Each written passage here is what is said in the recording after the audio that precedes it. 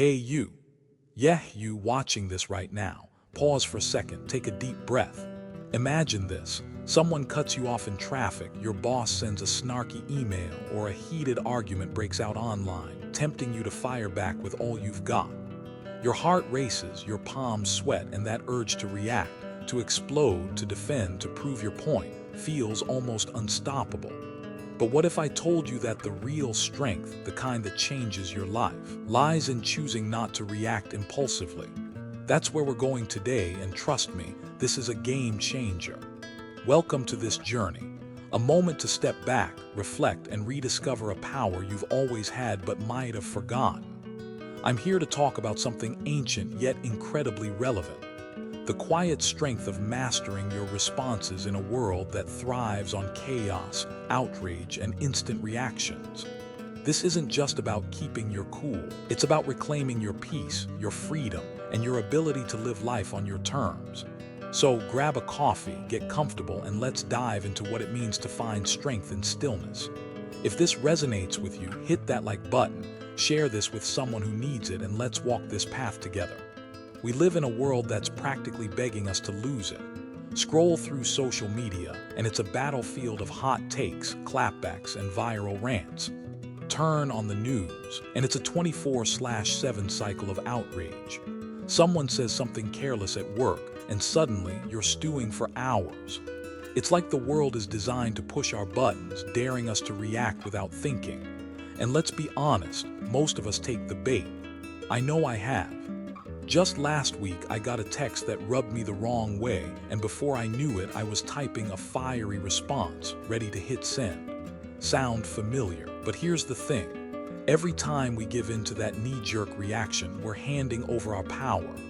We're letting a stranger's comment, a coworker's attitude, or a bad day dictate how we feel and who we are.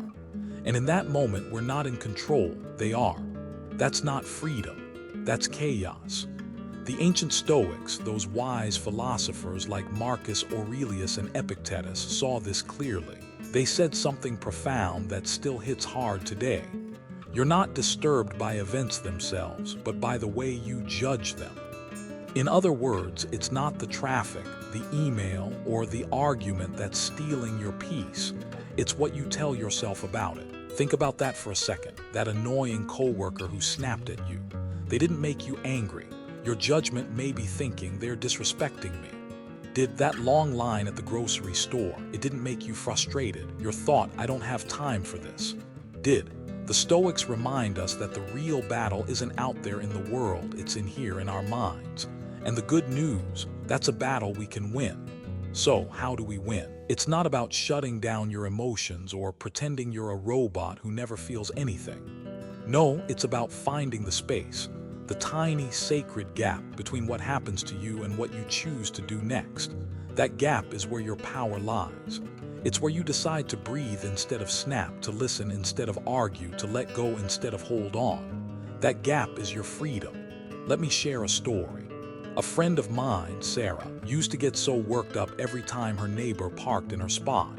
She'd storm out, confront them, and spend the rest of her day fuming. One day, she decided to try something different. When it happened again, she felt that familiar surge of anger, but instead of marching over, she paused. She took a deep breath and asked herself, is this worth my peace? In that moment, she chose to let it go. She didn't suppress her anger, she acknowledged it, but she didn't let it run the show. And you know what?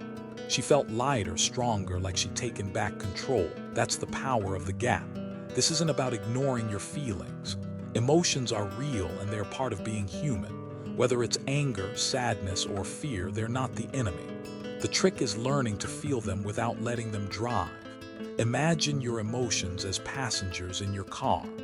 They're there, they're loud, they've got opinions, but you're the one holding the wheel. The Stoics called this emotional mastery, and it's not about being untouchable, it's about being unshakable.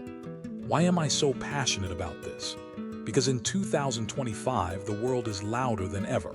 Between notifications pinging every 5 seconds, work stress piling up, and the pressure to keep up with everything, it's easy to feel like life is happening to you.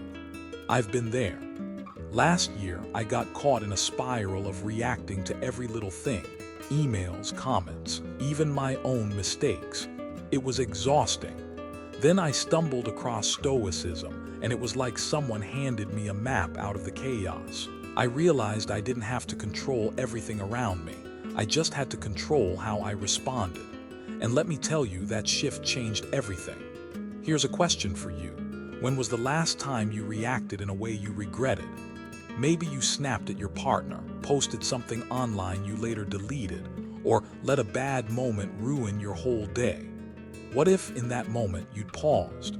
What if you'd chosen a different response? That's the invitation today, to step into that gap and claim the strength that's been waiting for you all along. This isn't just a video, it's a wake-up call. You don't have to live at the mercy of every fleeting emotion or external trigger. You have the power to choose your response, to find peace in the middle of the storm, to build a life that's steady no matter what comes your way. The Stoics didn't just talk about this. They lived it, through wars, betrayals, and personal struggles. And if they could do it, so can you.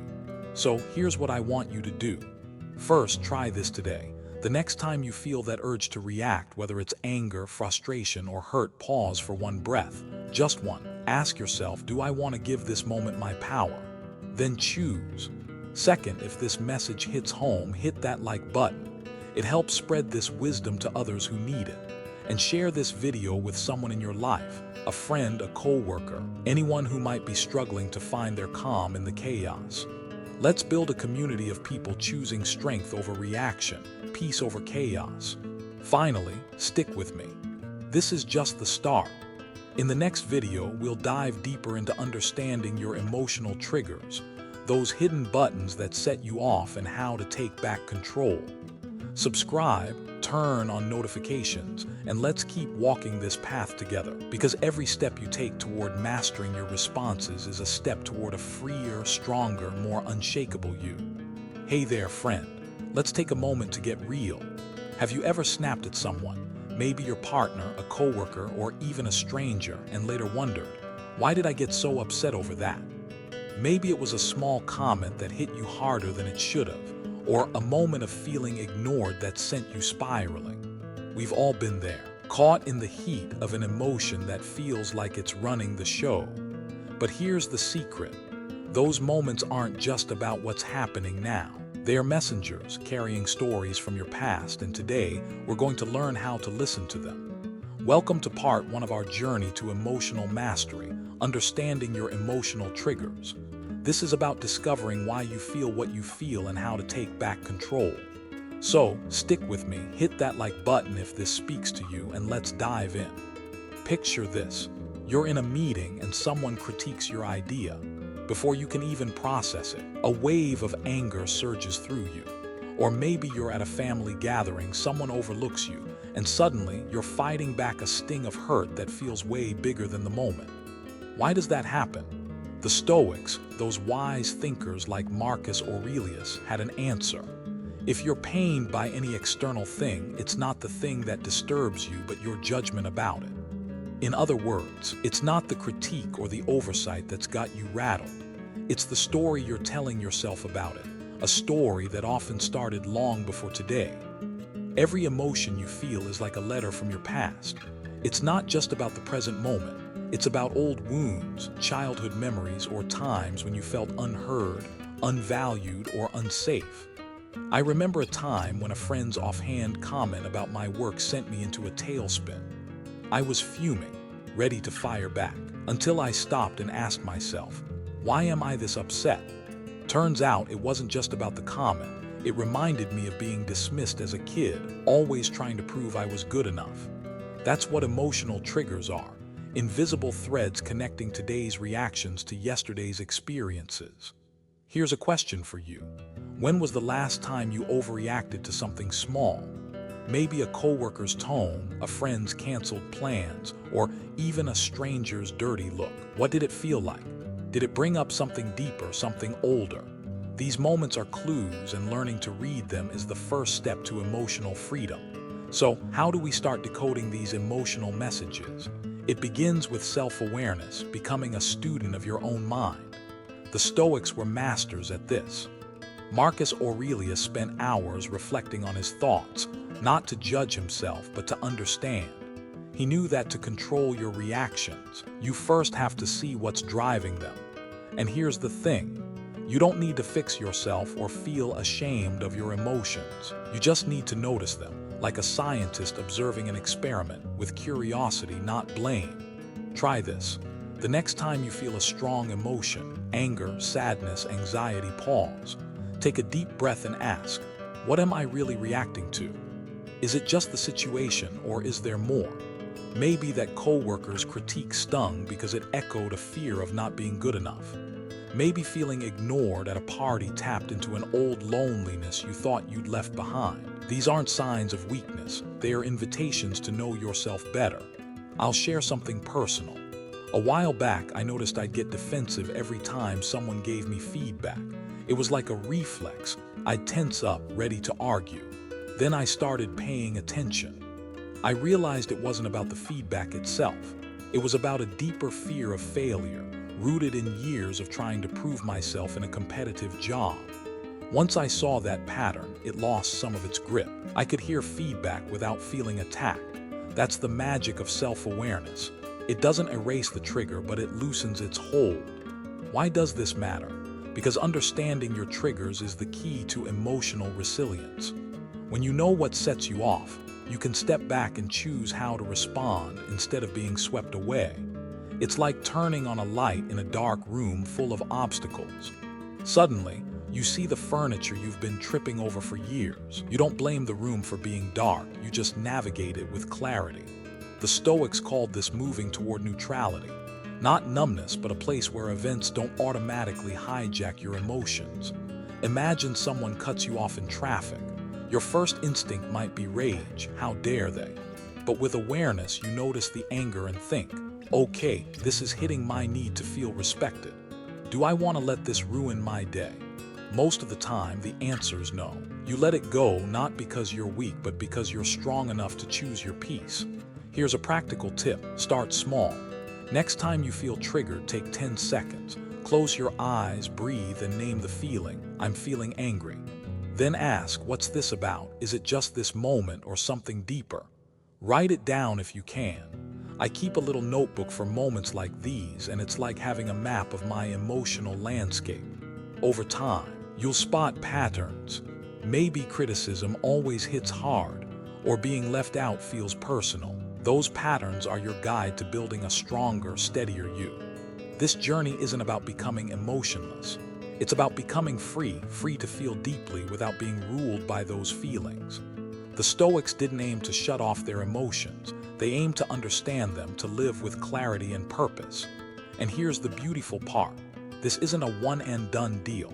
Every time you pause, notice, and reflect, you're laying a brick in the foundation of your emotional resilience. Some days, you'll catch the trigger before it takes over. Other days, you'll slip and react. That's okay. Each moment of awareness is a victory, a step toward freedom. Let me leave you with this. What would your life look like if you could meet every challenge with a clear head and a steady heart?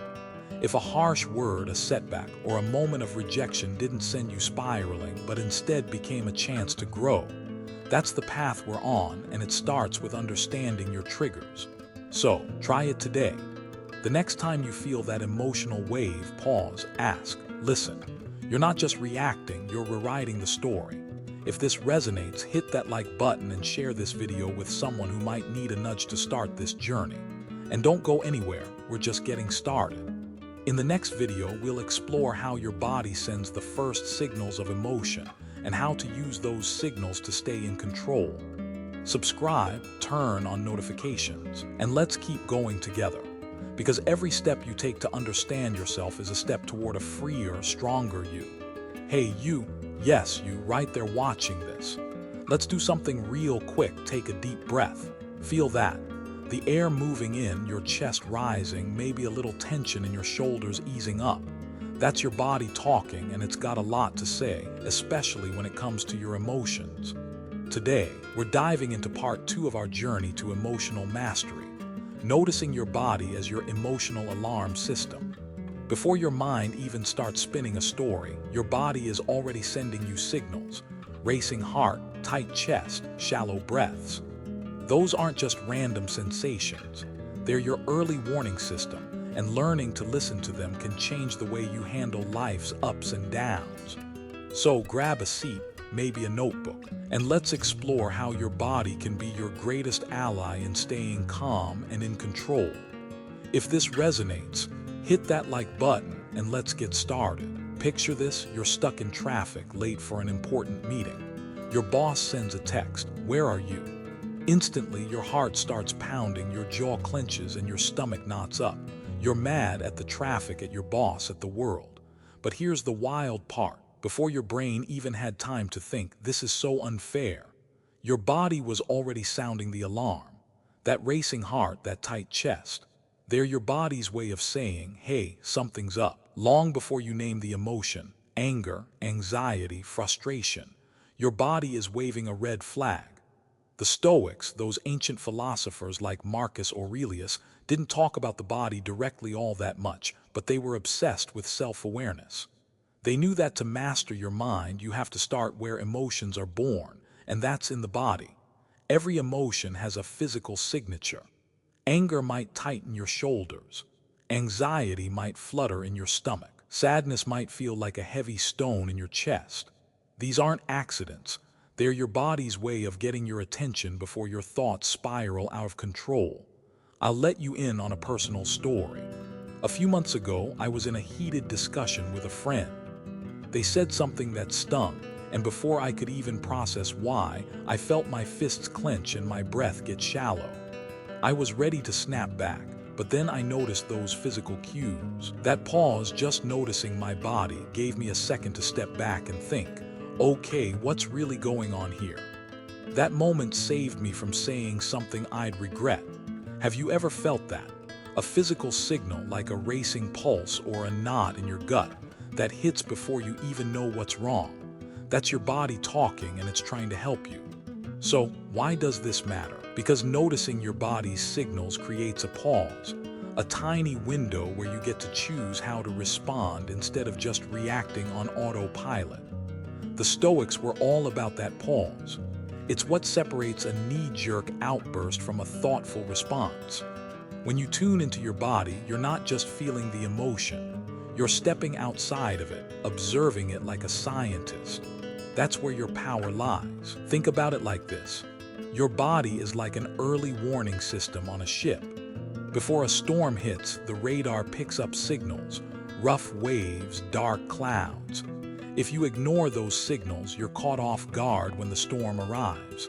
But if you pay attention, you can steer the ship to safer waters. Your body's signals are the same. That tightness in your chest when you're stressed, that's your radar saying, "Storm's coming, get ready." By noticing it, you give yourself a chance to steer clear of an emotional crash. Here's a question for you. When was the last time you felt your body trying to tell you something? Maybe it was a tense moment at work and your shoulders crept up to your ears. Or maybe it was anxiety before a big presentation, making your hands shaky. What did your body do before your mind caught up? Those signals are your allies, not your enemies. They're inviting you to pause, breathe, and choose. So, how do you start listening to your body? It's simpler than you think, but it takes practice. The first step is to slow down. When you feel that emotional wave coming, whether it's anger, fear, or sadness, check in with your body first. Place a hand on your chest and notice your heartbeat. Are you holding your breath? Are your shoulders tight? Just naming what's happening. My heart's racing, my jaw's clenched, creates a space where you're not the emotion, you're the one observing it. Here's a tool I use: slow breathing. When I feel my body ramping up, I take a moment to breathe deeply. Inhale for 4 counts, hold for 4, exhale for 6. It's like hitting the reset button on my nervous system. I learned this after a stressful day at work when I was about to snap at a colleague over a small mistake. Instead, I stepped away, did this breathing trick, and came back calmer, able to address the issue without blowing up. Try it next time you're stressed. It's not magic, it's biology. Another trick: relax your body consciously. If your shoulders are tense, let them drop. If your hands are clenched, open them. These small actions send a signal back to your brain: we're okay. No need to panic. It's like telling your body, I see you and I've got this. Over time, this practice becomes second nature. You start catching those signals earlier before they turn into a full-blown emotional storm. Here's the goal. Emotional mastery isn't about never feeling the waves of anger, anxiety, or sadness. It's about learning to surf them instead of drowning. The Stoics didn't aim to be emotionless. They aimed to be clear-headed, to respond with wisdom instead of reflex. When you listen to your body's signals, you're not suppressing your feelings. You're giving yourself the power to choose what to do with them. Imagine this. You're in a tough conversation and you feel that familiar tightness in your chest. Instead of firing off a defensive comment, you notice it. You breathe.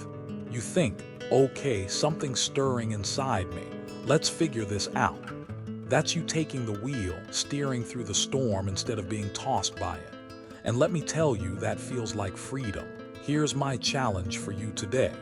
Pay attention to your body the next time you feel a strong emotion. Maybe it's frustration in a meeting, anxiety before a big decision, or sadness after a tough day.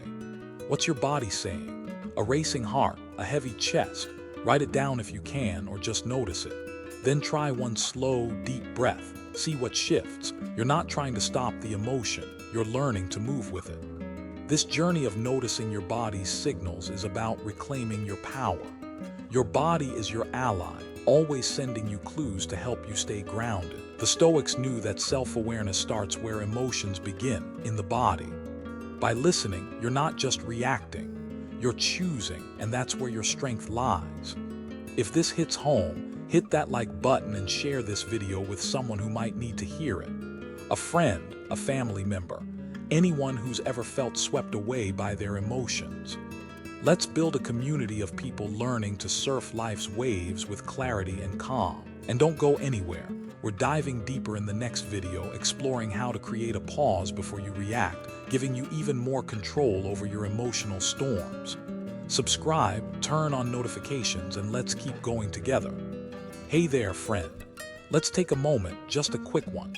Close your eyes, breathe in, and feel the air settle in your chest. That tiny space you just created, that's where your power lies. Welcome to part 3 of our journey to emotional mastery, creating a pause before you react. In a world that glorifies quick comebacks and instant reactions, there's something revolutionary about slowing down, stepping back, and choosing your response with intention. This isn't just about staying calm. It's about unlocking a strength that lets you navigate life's chaos with clarity and purpose. Today, we're diving into the sacred pause, that fleeting moment between what happens to you and what you choose to do next. It's where freedom begins, and I'm excited to share how it can transform your life. So, grab a coffee, get comfy, and let's explore this together. If this speaks to you, hit that like button and let's get started. Imagine you're at work and your colleague snaps at you in a meeting.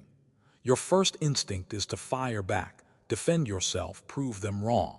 Or maybe you get a text from a friend that feels dismissive, and you're itching to send a sharp reply. Your heart's racing, your mind's buzzing, and everything in you screams, act now. But what if, instead of jumping in, you paused?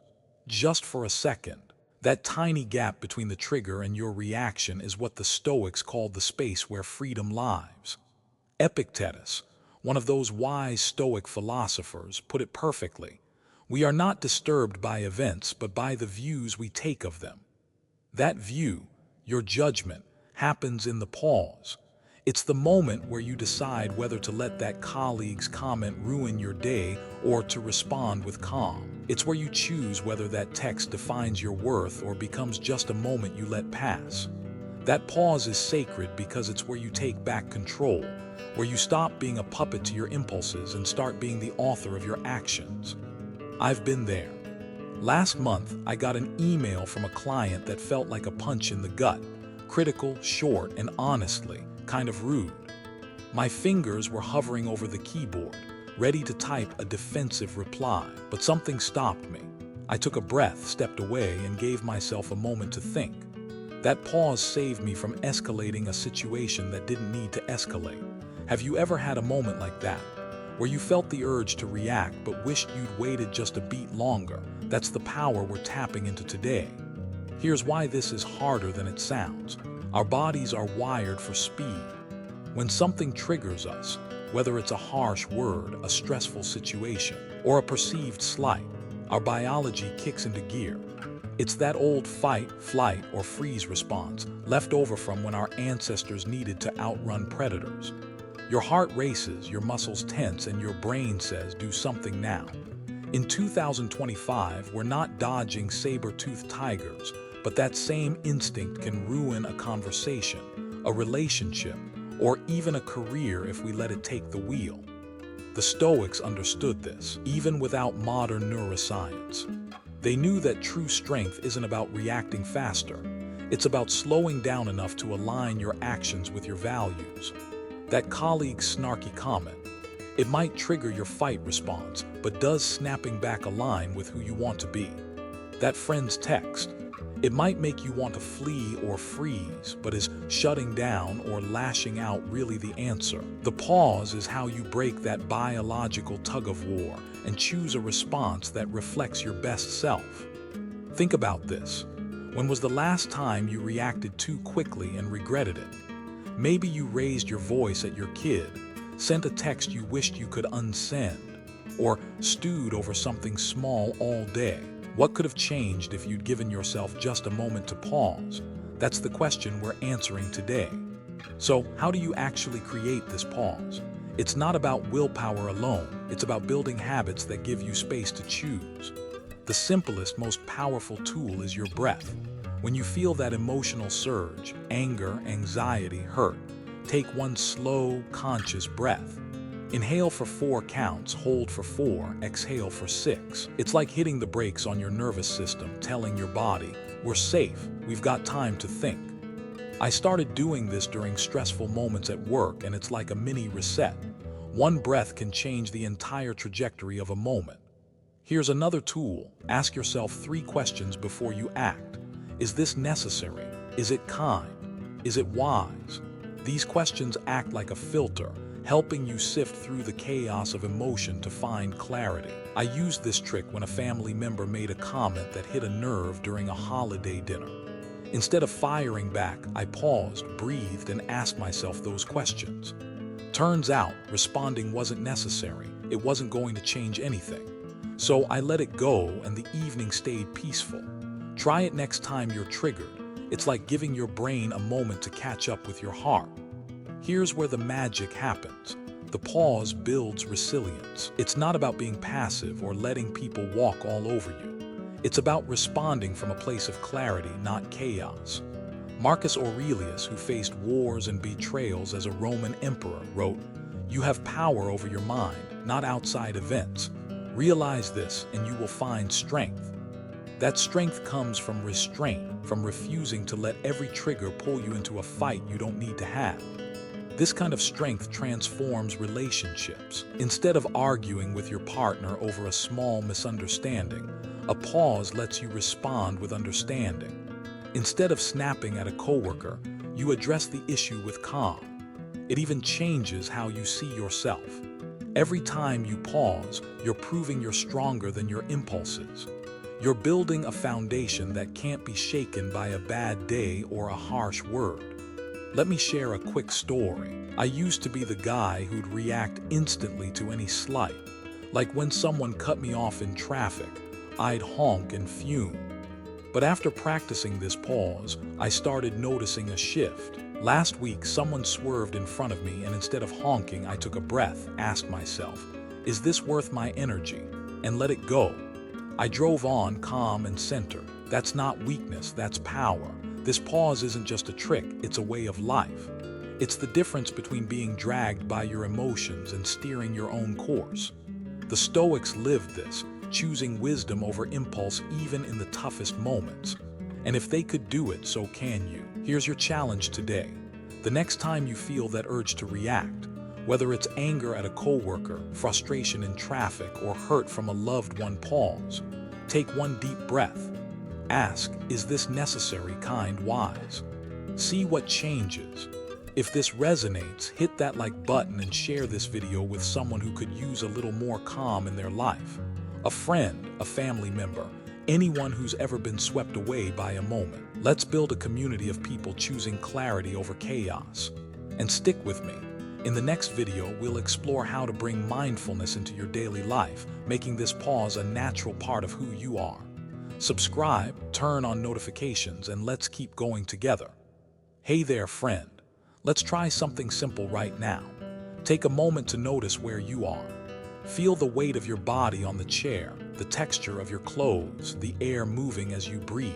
That little act of noticing. That's mindfulness, and it's the key to unlocking a richer, more grounded life.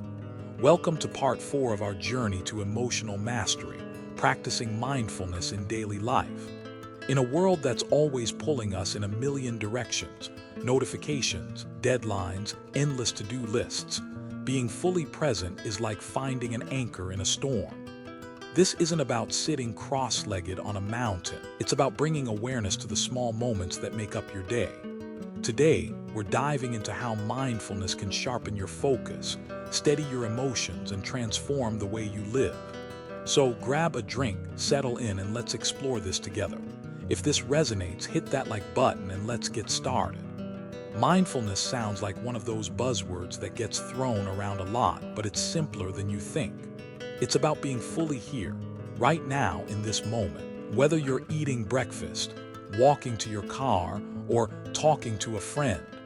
It's not reserved for meditation retreats or yoga classes. It's about showing up for your life, fully awake to what's happening instead of being lost in worries about the future or regrets about the past. The Stoics, like Marcus Aurelius, were masters of this. He wrote, "Confine yourself to the present." That wasn't just philosophy, it was his way of staying grounded as a Roman emperor dealing with wars, politics, and chaos. He'd focus on the task at hand, whether it was writing, leading, or just breathing, with full attention. That's mindfulness in action. It's choosing to be present no matter what's swirling around you. I'll be honest, I used to think mindfulness was some airy-fairy concept, too out there for my busy life. But then I tried it during a rough patch, deadlines piling up, stress through the roof. One morning, I decided to actually taste my coffee instead of gulping it down while scrolling my phone. I noticed the warmth of the mug, the bitterness of the brew, the quiet hum of the morning. That tiny moment felt like hitting pause on the chaos. It was like my brain took a deep breath. Have you ever had a moment where you just stopped and noticed what was around you? What did it feel like? That's the power of mindfulness we're tapping into today. So, how do you bring this kind of presence into your daily life? The beauty of mindfulness is that it doesn't require extra time or fancy tools, just your attention. Start with the small stuff. When you're eating, really taste your food. Notice the crunch of an apple, the warmth of a bowl of soup. When you're walking, feel your feet hitting the ground, the rhythm of your steps, the air on your skin. Even when you're brushing your teeth, pay attention to the minty flavor, the bristles moving. These tiny acts of presence add up, training your mind to stay anchored in the moment. Here's a story. My friend Lisa used to rush through her mornings, barely noticing her kids as she got them ready for school. She was always thinking about work or the next task. One day, she decided to try something different.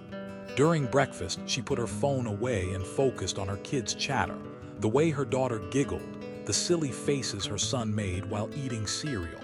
She told me it was like seeing them for the first time in weeks. That small shift made her mornings feel richer, more connected. That's mindfulness, showing up fully for the moments that matter. Here's a question for you. When was the last time you were fully present in a moment? Maybe it was a conversation where you really listened, or a quiet walk where you noticed the world around you. What made it different? These moments are clues to how mindfulness can transform your day-to-day life. Why bother with this? Because mindfulness sharpens your perception, like tuning a radio to cut through static. It helps you catch your emotions before they spiral into regrettable actions. Say you're in a heated discussion with a coworker.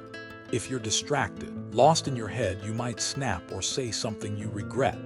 But if you're present, feeling your breath, noticing your body, you're more likely to catch that rising anger and choose a calmer response. It's like having a built-in early warning system for your emotions. Mindfulness also makes life richer. Think about it. How many moments do you miss because you're distracted? That sunset you barely glanced at, the laugh you didn't fully hear, the meal you ate while staring at a screen. Being present brings those moments to life. It's like turning up the color on a faded picture. The Stoics knew this.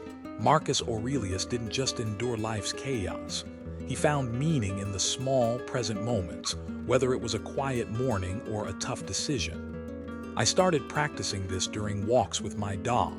Instead of checking emails on my phone, I'd focus on the crunch of leaves underfoot, the way my dog's ears flopped as he ran. Those walks went from a chore to a mini adventure. It wasn't just about the walk, it was about feeling alive in that moment. That's what mindfulness does. It turns ordinary moments into something extraordinary. Here's the deeper gift of mindfulness. It's an anchor for life's storms. When everything feels chaotic, a work crisis, a family argument, or just the weight of a bad day, being present keeps you steady. It's not about ignoring the storm. It's about standing firm in the middle of it, choosing responses that align with who you want to be. The Stoics called this living in accordance with virtue, acting with wisdom, courage, and kindness, no matter what life throws at you. Try this. Next time you're stressed, pause and notice one thing in the moment. Maybe it's the sound of rain outside, the warmth of your hands around a mug, or the rhythm of your breath. That small act pulls you out of the mental whirlwind and grounds you in the now. I did this during a tough week when everything felt overwhelming. I stopped, focused on the sound of my kids playing in the next room, and suddenly the stress didn't feel so all-consuming. It was like finding a quiet harbor in a stormy sea.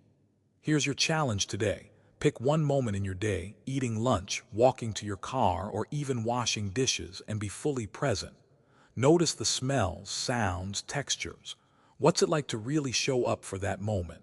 Write it down if you can, or just reflect on it. These small practices build a habit of presence that makes you unshakable, even when life gets rough. Mindfulness isn't just a practice.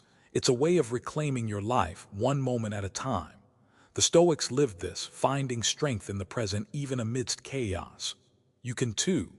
Start small, stay curious, and watch how these moments of presence ripple out, making you calmer, wiser, and more connected to the life you're living. If this hits home, hit that like button and share this video with someone who could use a reminder to slow down and be present. A friend, a coworker, anyone rushing through life. Let's build a community of people choosing to live fully in each moment. And don't go anywhere. In the next video, we'll dive into cultivating deep self-awareness, the foundation for emotional freedom. Subscribe, turn on notifications, and let's keep going together. Hey there, friend. Let's take a second to check in with yourself. Close your eyes for a moment and ask, what's going on inside you right now? Maybe a flicker of stress, a spark of curiosity, or just a quiet hum of calm. That simple act of noticing, that's the seed of self-awareness, and it's one of the most powerful tools you have for living a freer, stronger life. Welcome to part 5 of our journey to emotional mastery. Cultivating deep self-awareness. This isn't about picking yourself apart or chasing perfection. It's about understanding why you think, feel, and act the way you do, so you can move through life with clarity and peace. Today, we're diving into the art of knowing yourself, Stoic style, and how it can transform the way you navigate the world. So, grab a notebook or just settle in and let's explore this together. If this resonates, hit that like button and let's get started. What does it mean to truly know yourself? It's not just about knowing your favorite coffee order or what makes you laugh. It's about understanding why you react the way you do. Why does a coworker's comment make you bristle? Why does a canceled plan hit you harder than it should? The Stoics, like Marcus Aurelius, believe that self-knowledge is the root of wisdom. It's the foundation of emotional freedom because when you understand your inner workings, you stop being a passenger in your own life and start steering the ship. Marcus Aurelius was relentless about this. As a Roman emperor, he faced endless pressures, wars, betrayals, you name it, but he made time every day to reflect. He'd ask himself tough questions. Why am I feeling this way? What's driving my actions? Am I acting out of fear, pride, or something else? He wasn't looking to judge himself. He was seeking clarity. That's the key. Self-awareness isn't about beating yourself up. It's about shining a light on your thoughts and emotions so you can make better choices. I'll share a personal story. A couple of years ago, I noticed I'd get defensive every time someone offered me advice. It didn't matter if it was kind or critical.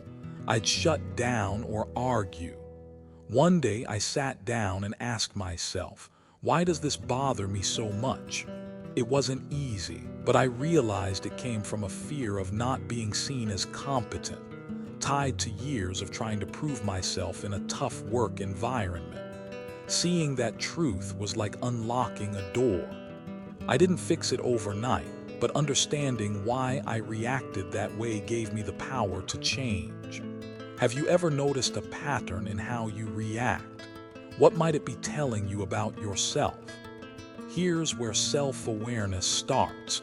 Noticing your thoughts and emotions without judging them. It's like sitting on a park bench, watching your mind like you'd watch clouds drift by, curious, not critical. The Stoics were masters of this kind of introspection. They didn't shame themselves for feeling angry or scared. They just observed those feelings, asking, what's this about? That curiosity creates space to understand yourself without getting stuck in guilt or self-criticism. One of the best tools for this is journaling. It's like holding a mirror up to your mind. At the end of the day, write down a moment when you felt a strong emotion, maybe frustration during a work call or sadness after a tough conversation. Ask yourself, what happened? What did I feel? Why might I have felt that way? Don't try to fix it, just notice. I started doing this last year, jotting down moments when I felt irritated or anxious. One entry was about snapping at my partner over a small mess in the kitchen. When I wrote it out, I saw it wasn't about the mess. It was about feeling overwhelmed and needing control. That insight helped me approach those moments differently. Here's a question for you. What's one emotion you felt today that caught you off guard? Maybe anger at a delayed email response or anxiety before a big meeting. If you could sit with that feeling for a moment, what might it tell you about yourself? This kind of observation isn't about finding flaws. It's about discovering the truth of who you are. Self-awareness isn't always comfortable. It means looking at parts of yourself you might not love, like pride, insecurity, or a tendency to play the victim. But here's the thing. Facing those truths is what sets you free. The Stoics didn't shy away from this. Marcus Aurelius would confront his own ego, asking, am I acting for show or for what's right? That kind of honesty takes courage, but it's liberating. When you acknowledge your flaws, they lose their power to control you. For example, I used to catch myself feeling resentful when others succeeded where I felt stuck. It was hard to admit, but I realized it came from a place of comparison and self-doubt. Owning that wasn't fun, but it was like lifting a weight off my chest. I could start working on it, celebrating others' wins, focusing on my own path. That shift didn't just change how I felt, it changed how I showed up in my relationships. Try this. Think of a moment when you reacted in a way you weren't proud of. Maybe you got defensive, held a grudge, or felt jealous. Ask yourself what's underneath that. Maybe it's pride, fear, or an old wound. Facing it doesn't mean you're broken. It means you're human and you're growing. What's one truth about yourself you've been hesitant to face? How might owning it change the way you move forward? Here's the beautiful part. Self-awareness doesn't just help you understand yourself. It builds compassion for yourself and others. When you see why you react the way you do, you stop beating yourself up for it. You realize I'm human, I'm learning. That kindness toward yourself spills over to others. You start seeing their reactions, anger, fear, impatience, as part of their own struggles, not personal attacks. That's how self-awareness creates serenity, an inner peace that no storm can shake. The Stoics knew this. Marcus Aurelius wrote about seeing others' flaws with understanding, not judgment, because he saw his own flaws too. I've found this to be true in my life.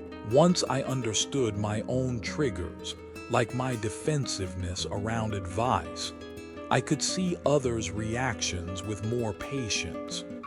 When a friend snapped at me recently, instead of taking it personally, I thought they are probably stressed, just like I get sometimes. That shift kept the conversation calm and preserved our connection. Self-awareness is your compass for navigating life's chaos. It's not about being perfect, it's about being honest, curious, and kind to yourself as you grow. The Stoics lived this, reflecting daily to stay grounded in wisdom. You can too. Here's your challenge. Today, pick one moment to reflect on. Write down an emotion you felt and ask, why did I feel this? What's the story behind it? Start small, but be honest. That's where the freedom begins. If this resonates, hit that like button and share this video with someone who might need a nudge to look inward. A friend, a family member, anyone seeking a little more peace. Let's build a community of people choosing clarity and compassion over chaos. And don't go anywhere. In the next video, we'll explore how to label and accept your emotions, taking self-awareness to the next level. Subscribe, turn on notifications, and let's keep going together. Hey there, friend. Let's do something simple but powerful. Take a deep breath and check in with yourself. What are you feeling right now? Maybe a little stress from the day, a spark of excitement for what's ahead, or just a quiet calm. Naming that feeling, even just to yourself, is the first step to unlocking a kind of freedom most of us overlook. Welcome to part 6 of our journey to emotional mastery, labeling and accepting your emotions. In a world that often tells us to push feelings aside or let them run the show, there's incredible strength in simply naming what you feel and embracing it with kindness. This isn't about wallowing or suppressing. It's about understanding your emotions so you can choose how to move forward. So, grab a seat, maybe a journal, and let's dive into how this practice can transform your life. If this resonates, hit that like button and let's get started. Have you ever felt overwhelmed by a feeling you couldn't quite pin down? Maybe your chest tightens during a tough conversation, or you feel a knot in your stomach before a big decision. It's like being caught in a storm without knowing what's raining down. That's where emotional literacy comes in. Naming your emotions like, this is anger, or this is fear, shifts you from being swept away to standing back and observing. It's like turning on a light in a dark room, giving you clarity and space to choose what comes next. The Stoic philosopher Seneca nailed this when he said, "We must understand our emotions to master them." He didn't mean ignoring feelings or pretending they don't exist. He meant facing them head on. When you name an emotion, you're not just reacting to it, you're stepping into the driver's seat. I learned this the hard way. A while back, I was fuming after a disagreement with a coworker. I felt like I was drowning in frustration, but when I paused and said to myself, "This is anger," it was like a fog lifted. I could see the feeling for what it was, not the whole story, just a part of it. That small act gave me the power to respond thoughtfully instead of lashing out. Here's a question for you. When was the last time you felt overwhelmed by an emotion? Maybe it was irritation in traffic or sadness after a tough day. If you could give that feeling a name, what would it be? Naming it doesn't make it disappear, but it gives you a handle to hold onto, a way to navigate instead of being swept away. Once you name an emotion, the next step is accepting it, not fighting it, not judging it, just letting it be. This isn't resignation like saying, "Oh well, I guess I'm just angry forever." It's about acknowledging what's there with kindness, like you'd comfort a friend who's struggling. The Stoics were all about this kind of acceptance. Seneca believed that facing emotions with clarity, not resistance, is what builds strength. When you accept your feelings as part of being human, you stop wrestling with them and start working with them. Think about it like this. Emotions are like waves in the ocean. You can't stop them from coming, but you can learn to surf them. Accepting an emotion means saying, "Okay, I'm feeling this right now and that's all right. It's temporary." I started practicing this during a rough patch when I was dealing with some family stress. I'd feel waves of sadness and my instinct was to push them away, thinking, I shouldn't feel this. But when I started saying, "This is sadness and it's okay to feel it," something shifted. I didn't feel trapped anymore. I felt free to let the emotion pass without it defining me. Here's a story from a friend, Sarah. She used to get anxious before big presentations at work to the point where she'd freeze up. One day she tried something new. When the anxiety hit, she silently told herself, "This is anxiety, and it's just my body trying to prepare me." Instead of fighting it, she accepted it with kindness, like welcoming an old friend. That shift helped her walk into the presentation with more confidence, not because the anxiety was gone, but because she wasn't at war with it. Have you ever tried accepting a tough emotion instead of pushing it away? What might change if you did? So, how do you make this a part of your life? It's simpler than it sounds, but it takes practice. Start by labeling your emotions gently. When you feel something strong, anger, fear, joy, pause and name it. Say to yourself, "This is frustration," or "This is excitement." You can even whisper it out loud if it helps. The act of naming pulls you out of the emotion's grip and puts you in the observer's seat. Next, accept the emotion with kindness. Imagine you're talking to a younger version of yourself or a dear friend. You might say, "I'm feeling angry and that's okay. It's just a moment and it'll pass." This isn't about pretending everything's fine. It's about giving yourself permission to feel without judgment. I keep a small journal for this. When I'm upset, I write down what I'm feeling and why, like, "I'm frustrated because my boss overlooked my work." Then I add, "It's okay to feel this. It's temporary." That practice has been a game changer, helping me see my emotions as passing clouds, not permanent storms. Here's a tip. Try this today. The next time you feel a strong emotion, pause for a second. Name it. "This is anger," or "This is worry."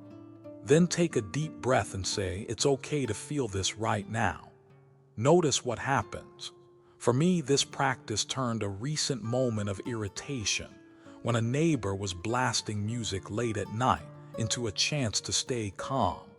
Instead of banging on their door, I named the feeling, accepted it, and chose to let it go. It wasn't easy, but it felt like reclaiming my peace. Here's the heart of it. Labeling and accepting your emotions isn't weakness, it's dignity. It's recognizing that being human means feeling deeply, and there's strength in owning that. The Stoics didn't aim to be emotionless robots. They aimed to live with clarity and purpose, using their emotions as guides, not masters. When you name and accept your feelings, you're not just reacting. You're choosing responses that align with who you want to be. This practice builds what I call emotional freedom. It's the freedom to feel angry without snapping, to feel sad without spiraling, to feel joy without clinging to it. It's about meeting every emotion with humility and compassion, knowing they are part of the human experience. That's what Seneca meant when he said understanding emotions is the path to strength. It's not about control, but about connection to yourself. Labeling and accepting your emotions is like learning a new language, the language of your inner world. It's a skill that grows with practice, and every step you take brings you closer to a life of clarity and peace. The Stoics lived this, facing their feelings with courage and wisdom. You can too. Here's your challenge today. The next time an emotion hits, pause, name it, accept it with kindness. Maybe write it down or just say it to yourself. See how it shifts the moment. If this resonates, hit that like button and share this video with someone who might need to hear it. A friend, a family member, anyone navigating their own emotional waves. Let's build a community of people choosing to feel with clarity and strength. And don't go anywhere. In the next video, we'll explore how to use these practices to build lasting emotional resilience, turning challenges into growth. Subscribe, turn on notifications, and let's keep going together. Hey there, friend. Let's try something for a moment. Think about the last time something went wrong. Maybe a project flopped or someone let you down. What was the first story you told yourself? I'm such a failure, or this always happens to me. Those thoughts pop up fast, don't they? But what if I told you those stories aren't the truth? They're just one way of looking at things, and you have the power to rewrite them. Welcome to part 7 of our journey to emotional mastery, reframing negative thoughts. This is about taking control of the stories you tell yourself, turning setbacks into stepping stones, and building a mind that's resilient no matter what life throws at you. Inspired by the wisdom of the Stoics, we're going to learn how to see the world differently and find freedom in the process. So, grab a coffee, get comfy, and let's dive in. If this resonates, hit that like button and let's get started. The Stoic philosopher Epictetus once said, "It's not what happens to you, but how you react to it that matters." That's a game changer when you really think about it. The suffering we feel, whether it's stress, anger, or self-doubt, doesn't come from the events themselves, but from the stories we assign to them. Spill coffee on your shirt before a big meeting. The event is just spilled coffee. The suffering comes when you tell yourself, "I'm such a mess, I always ruin everything." That story, not the coffee, is what drags you down. I learned this the hard way. A while back, I pitched an idea at work that got shot down. Instantly, my mind went to, "I'm not good enough. They think I'm clueless." I was spiraling, ready to call it a day. But then I remembered something the Stoics taught. The event isn't the problem, it's the story I'm telling myself. So I paused and asked, is this really true, or is there another way to see this? That shift changed everything. Instead of feeling defeated, I saw it as a chance to refine my idea. That's the power of reframing. It's like putting on a new pair of glasses to see the world differently. Here's a question for you. What's a negative thought that popped into your head recently? Maybe after a tough conversation or a missed deadline. What story did you tell yourself? Could there be another way to look at it? That's where we're headed today. Our brains are wired to jump to conclusions, especially negative ones. It's like they are running an old software program that spits out thoughts like, "I'll never get this right," or "Nobody respects me." But here's the good news. You don't have to believe every thought that pops up. The Stoics, like Marcus Aurelius, were masters at questioning their thoughts. Marcus would ask himself, is this judgment necessary? Is it true? That pause challenging the automatic narrative is where you reclaim your power. Try this. The next time a negative thought hits, like "I'm a failure because I messed up," pause and ask 3 questions. First, is this thought true? Is it a fact that you're a failure, or is that just a story? Second, what's another way to see this? Maybe that mess up was a chance to learn something new. Third, what would I tell a friend in this situation? You'd probably be kinder, right? I used this when I missed an important deadline last year. My first thought was, I'm terrible at my job. But when I questioned it, I realized the truth was, I took on too much and need to manage my time better.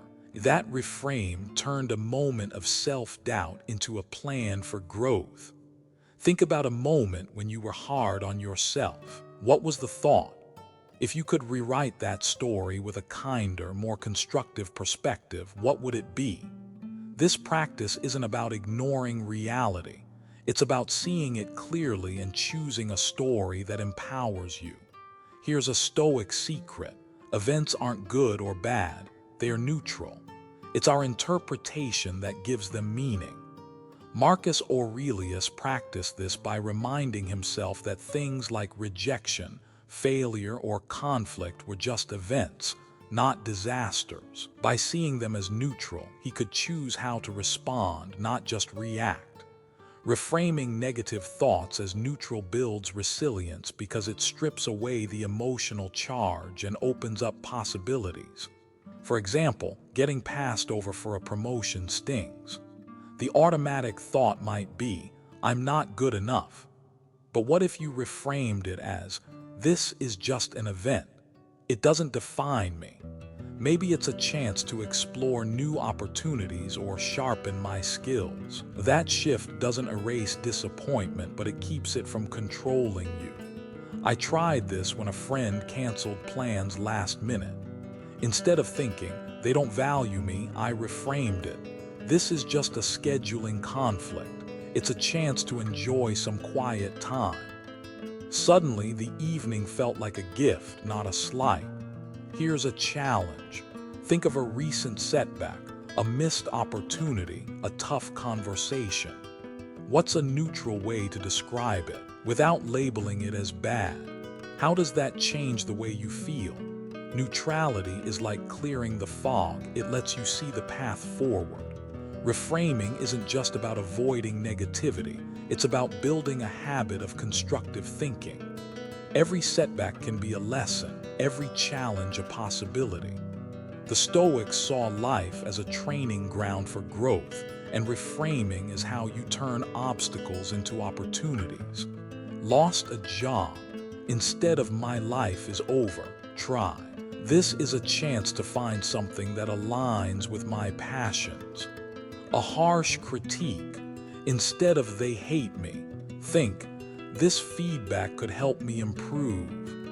I started doing this during a rough patch when a big project I'd worked on didn't get the response I hoped for. My first thought was, I wasted my time, but I reframed it. This taught me what doesn't work and I'm better prepared for the next try. That mindset didn't just lift my spirits, it pushed me to keep going. Over time, reframing becomes a habit like strengthening a muscle. You start seeing possibilities where you once saw problems. What's one challenge you're facing right now? How could you reframe it as a lesson or an opportunity? This isn't about toxic positivity. It's about choosing a perspective that fuels your growth instead of holding you back. Here's the heart of it. Reframing negative thoughts gives you emotional sovereignty. You're no longer a prisoner to automatic, self-defeating stories. You're the one writing the narrative, choosing interpretations that empower you. The Stoics knew this was the key to a resilient inner world. By questioning your thoughts and choosing better ones, you shape a mind that can weather any storm. This practice has changed how I move through life. I used to let a bad day spiral into a story of everything's falling apart. Now, I catch those thoughts, question them, and reframe them. This is just a tough moment, not my whole life. That shift feels like freedom. It's like breaking chains I didn't even know I was wearing. Reframing negative thoughts is like rewriting the script of your life. It's a skill that grows with practice, and every time you choose a new perspective, you're building a stronger, more resilient you. The Stoics lived this, turning challenges into opportunities for wisdom. You can too. Here's your challenge today. The next time a negative thought pops up, pause, ask, is this true, Stu? What's another way to see it? Try a new story, one that lifts you up. Write it down or share it with yourself. If this resonates, hit that like button and share this video with someone who could use a fresh perspective. A friend, a family member, anyone stuck in a negative loop. Let's build a community of people choosing empowering stories over despair. And stick with me. In the next video, we'll explore how to sustain this resilience with daily habits that keep you grounded. Subscribe, turn on notifications, and let's keep going together. Hey there, friend. Let's take a moment to pause and think about someone in your life. A coworker, a neighbor, maybe even yourself. What's one struggle they might be facing, seen or unseen? Now, imagine meeting that struggle with kindness, not judgment. That's the heart of empathy and compassion, and it's one of the most powerful ways to live a stronger, more connected life. Welcome to part 8 of our journey to emotional mastery, practicing empathy and compassion for others and yourself. In a world that often celebrates toughness and quick judgments, choosing kindness is a radical act of strength. It's about seeing the humanity in others and in yourself, even in the messiest moments. Inspired by the Stoics, we're going to explore how empathy and compassion can transform your relationships and your inner peace. So grab a cozy spot, maybe a notebook, and let's dive in. If this resonates, hit that like button and let's get started. We often think strength means being unbreakable, tough, stoic, never showing a crack. But the Stoics, like Marcus Aurelius, saw it differently. True strength isn't about being hard, it's about being open, about meeting struggles, yours and others, with empathy and compassion. It takes courage to see someone's pain, to feel it without being consumed, and to respond with kindness. It takes even more courage to offer that same kindness to yourself when you stumble. Marcus Aurelius wrote, "Be tolerant with others and strict with yourself." But his idea of strictness wasn't about self-punishment. It was about holding yourself to a standard of compassion for others and for yourself. When you choose empathy, you're not just softening the world around you, you're building resilience within. I learned this after a tough day when I snapped at a friend over something small. At first, I judged myself harshly. Why can't I keep it together? But then I realized, my friend was stressed, I was stressed, and we were both just human. Offering kindness to both of us instead of judgment felt like lifting a weight off my shoulders. Here's a question for you. When was the last time you judged someone or yourself harshly? What might have changed if you'd approached that moment with empathy instead? That's the strength we're tapping into today. Empathy starts with recognizing that everyone's carrying something, a hidden struggle, a quiet burden. That coworker who snapped at you, maybe they're dealing with a sick parent. The driver who cut you off, maybe they are rushing to an emergency.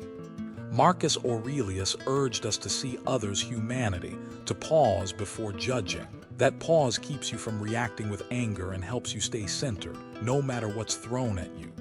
I saw this in action recently at a coffee shop. The barista was short with me, and my first instinct was to take it personally. What's their problem? But then I noticed their tired eyes, the way they were juggling orders. Instead of getting annoyed, I smiled and said, "Rough day, huh?" They softened, shared they'd been working a double shift, and we ended up chatting like old friends. That moment of empathy didn't just diffuse my irritation, it created a connection. It reminded me that everyone's fighting battles we can't see. Think about someone who frustrated you recently. What might they be going through that you don't know about? If you imagine their perspective, how does it shift the way you feel? Empathy doesn't excuse bad behavior, but it helps you respond from a place of understanding, keeping your peace intact. Now, let's turn that kindness inward. Self-compassion is about treating yourself the way you'd treat a dear friend when you mess up. Seneca, another Stoic, believed that beating yourself up for mistakes only traps you in self-loathing. Instead, offering yourself kindness fuels growth. It's saying, I messed up and that's okay. I'm human and I'm learning. I struggled with this for years. Whenever I made a mistake, like forgetting a deadline or saying something I regretted, I'd spiral into thoughts like, I'm such an idiot. But I started practicing self-compassion after reading Seneca's advice to approach yourself with patience. One day after bombing a presentation, I caught myself in that spiral. Instead of dwelling, I said, okay, that didn't go well, but I'm learning. What can I do better next time? That shift didn't erase the mistake, but it turned it into a stepping stone instead of a weight. Here's a story from a friend, Tom. He used to berate himself for every small failure, like missing a workout or snapping at his kids. But he started practicing self-compassion, telling himself, I'm doing my best and that's enough for now. Over time, he noticed he was more patient with his kids, too. Self-compassion didn't just help him, it rippled outward. What's a mistake you've been hard on yourself about? What would it feel like to offer yourself kindness instead? So, how do you make empathy and compassion a part of your life? It starts with small, intentional steps. For empathy toward others, try this. The next time someone frustrates you, pause and imagine their perspective. Ask yourself, what might they be going through? Then respond with kindness, even if it's just a smile or a gentle word. I do this when I'm stuck in traffic. Instead of fuming at the car in front of me, I think, maybe they're having a tough day. It keeps me calm and grounded. For self-compassion, try this simple practice. When you mess up, place a hand on your heart and say, it's okay, I'm learning. It sounds cheesy, but it works. I did this after a recent argument with my partner. Instead of beating myself up, I took a breath, said those words, and felt the guilt loosen its grip. It gave me the clarity to apologize sincerely and move forward. Another tool is journaling. At the end of the day, write down a moment where you judged someone or yourself. Ask, how could I have approached this with empathy or compassion? This practice helps you rewire your reactions over time. It's like training a muscle. Each small act of kindness strengthens your emotional maturity. Choosing empathy and compassion over judgment isn't just a feel-good idea, it's transformative. It builds patience, deepens connections, and creates an inner peace that's unshakable. The Stoics knew this. Marcus Aurelius stayed calm in chaos not by shutting people out, but by seeing their humanity and his own with clarity. Compassion for others keeps you from being swept away by anger. Compassion for yourself keeps you from being crushed by shame. Together, they create a life of emotional freedom. This practice has changed how I show up in the world. I used to hold grudges or dwell on my mistakes, but now I try to meet every moment with understanding. It's not perfect, but it's progress, and it feels like building a home inside myself, one where I'm at peace no matter what's happening outside. Empathy and compassion are the quiet strengths that transform your life and the lives around you. The Stoics lived this, choosing kindness over judgment to stay grounded in wisdom. You can too. Here's your challenge today. The next time you're tempted to judge someone else or yourself, pause. Imagine their perspective or offer yourself kindness. Try saying, it's okay, we're all human, and see how it shifts the moment. If this resonates, hit that like button and share this video with someone who could use a dose of compassion. A friend, a family member, anyone navigating life's challenges. Let's build a community of people choosing kindness over chaos. And don't go anywhere. In the next video, we'll wrap up this journey with ways to integrate these practices into a life of lasting emotional resilience. Subscribe, turn on notifications, and let's keep going together. Hey there, friend. Let's start with a quick moment of honesty. Think about the last time something threw you off. A rude comment, a canceled plan, or a work setback. What was your first reaction? Did you point the finger at someone else thinking, if only they hadn't done that? Or maybe you blamed the situation, wishing things were different. Here's a truth that can change everything. You have the power to choose how you respond, no matter what happens. Welcome to part 9 of our journey to emotional mastery, taking full responsibility for your reactions. This isn't about ignoring life's challenges. It's about owning the meaning you give them and the actions you take next. Inspired by the Stoics, we're diving into how this shift can make you unstoppable, building a resilience that no chaos can shake. So, grab a seat, maybe a pen to jot down some thoughts, and let's explore this together. If this resonates, hit that like button and let's get started. The Stoic philosopher Epictetus said something that hits hard. You have power over your mind, not outside events. Realize this and you will find strength. That's the heart of taking responsibility for your reactions. Life throws things at you: traffic jams, harsh words, unexpected setbacks. But those events don't control you. What controls your experience is the meaning you assign to them and the actions you choose in response. That's where your freedom lies. I used to struggle with this. A couple of years ago, I got passed over for a project I really wanted at work. My first instinct was to blame my boss. They don't see my value, it's their fault. But that mindset left me stuck, stewing in frustration. Then I remembered Epictetus's words. The event was just a decision made by someone else. What mattered was how I reacted. I decided to focus on what I could control, asking for feedback, improving my skills, and pitching again. That shift didn't just lift my mood, it gave me back my power. Have you ever caught yourself blaming someone or something for how you feel? What might change if you took ownership of your response instead? Taking responsibility for your reactions is like grabbing the steering wheel of your life. When you stop blaming others, your coworker, your partner, or even bad luck, you shift control inward. It's not about pretending everything's fine or letting people off the hook for their actions. It's about saying, I can't control what happens, but I can control how I respond. That's empowerment. It frees you from waiting for apologies, validation, or perfect circumstances to feel okay. I saw this play out with a friend, Lisa, who was furious after a family member made a hurtful comment at a gathering. She spent days waiting for an apology, replaying the moment in her head. But then she tried something different. She asked herself, what can I control here? She chose to let go of the need for an apology and instead had a calm conversation to clear the air. That choice didn't change what was said, but it freed her from being a prisoner to someone else's actions. It's a small shift with big impact. Here's a question. What's one situation where you're waiting for someone or something to fix how you feel? Maybe it's a coworker's attitude or a delayed opportunity. What would it look like to take responsibility for your reaction instead? That's the freedom we're building today. Marcus Aurelius, the Stoic emperor, lived this principle in the face of wars, betrayals, and endless pressures. He wrote, "If you are distressed by anything external, the pain is not due to the thing itself, but to your estimate of it. And this you have the power to revoke at any moment." That's Stoic strength, knowing that your resilience comes from mastering your mind, not trying to control the world. When you own your reactions, you create a steady inner foundation, unshaken by external chaos. I started practicing this during a rough patch when everything seemed to go wrong: car trouble, work stress, you name it. My default was to think, why is this happening to me? But that question only made me feel like a victim.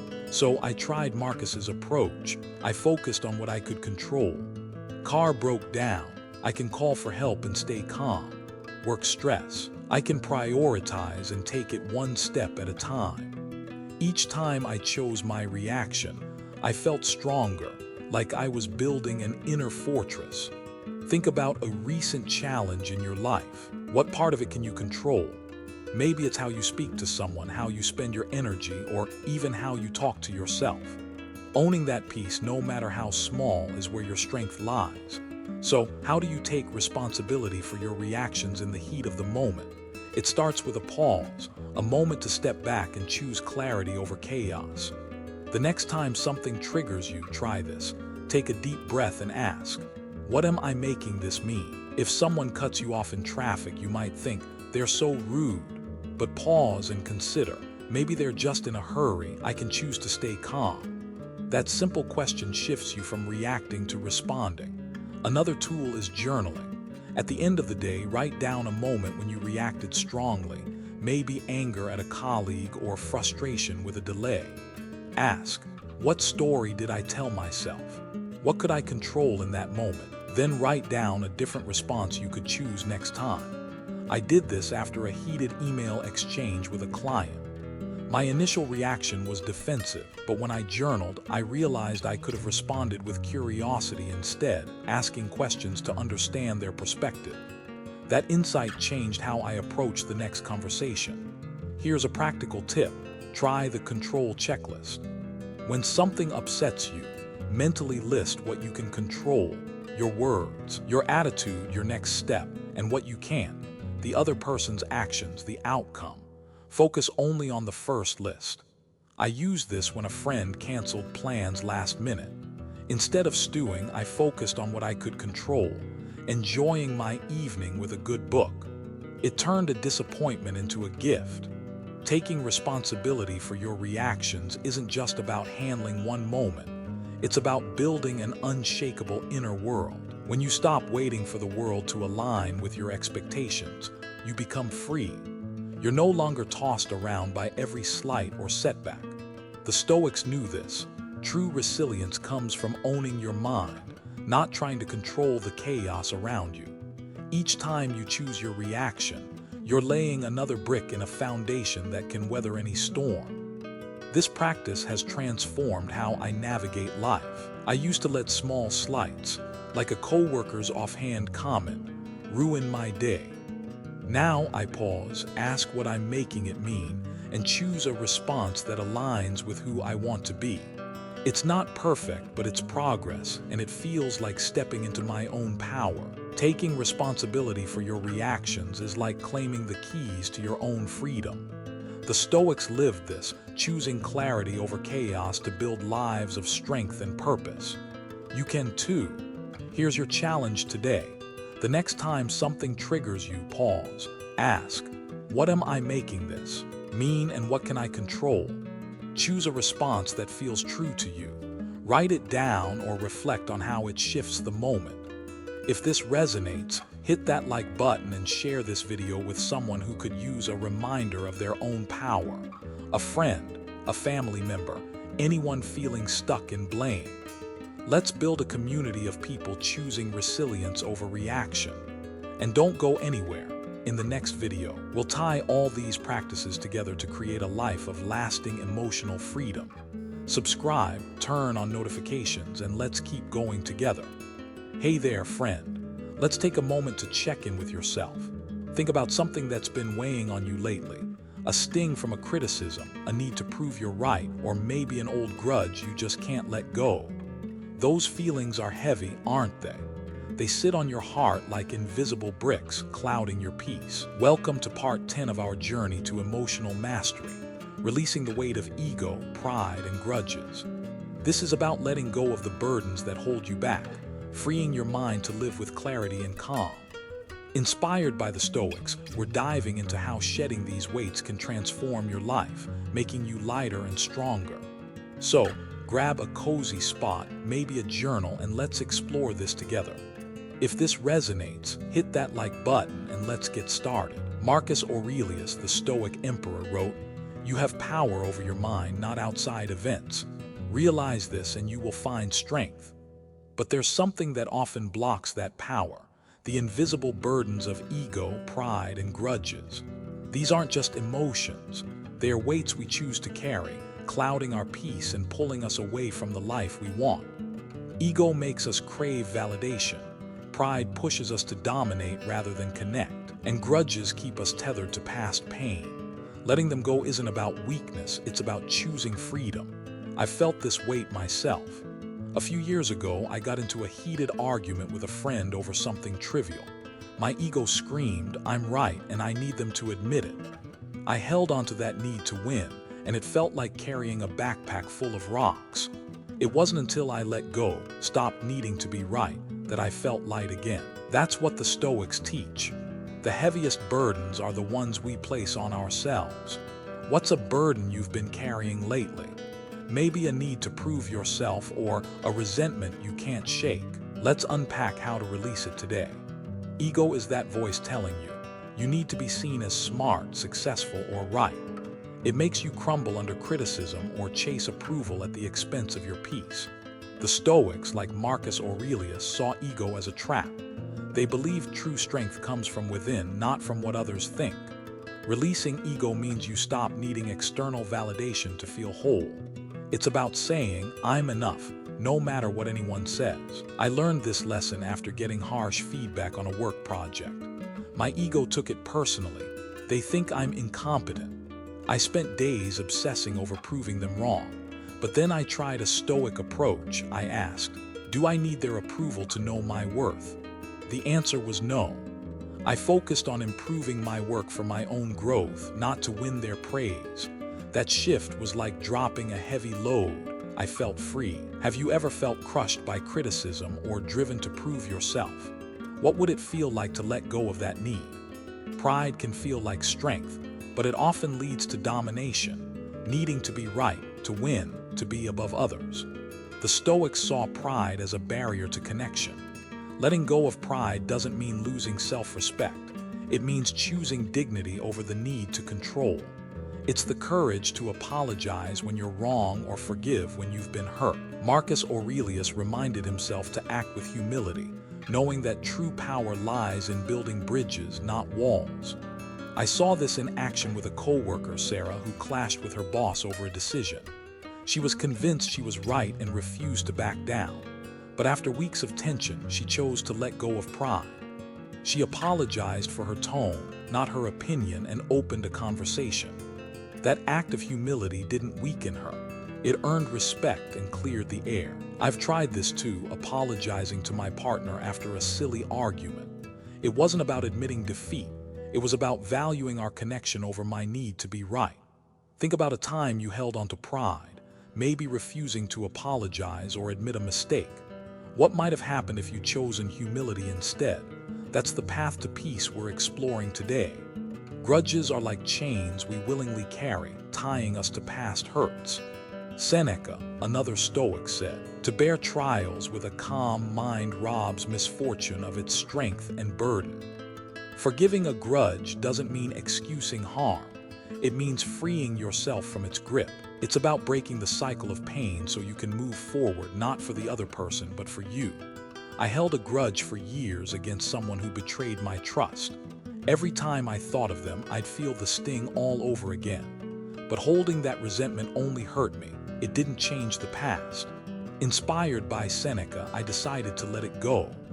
I wrote a letter never sent expressing my hurt and then chose to release it. It was like cutting a rope. I felt lighter, not because they deserved forgiveness, but because I deserved peace. Is there a grudge you're holding onto? What would it feel like to set it down, even just a little? Releasing ego, pride, and grudges is a daily practice, not a one-time fix. Start by pausing when you feel that familiar tug, anger, the need to be right, or lingering resentment. Ask yourself, is this worth my peace? Then choose wisdom. Let go of the need for validation, choose humility over pride, and forgive to free yourself. The Stoics made this a habit, reflecting daily to stay grounded in what mattered. I keep a small notebook for this.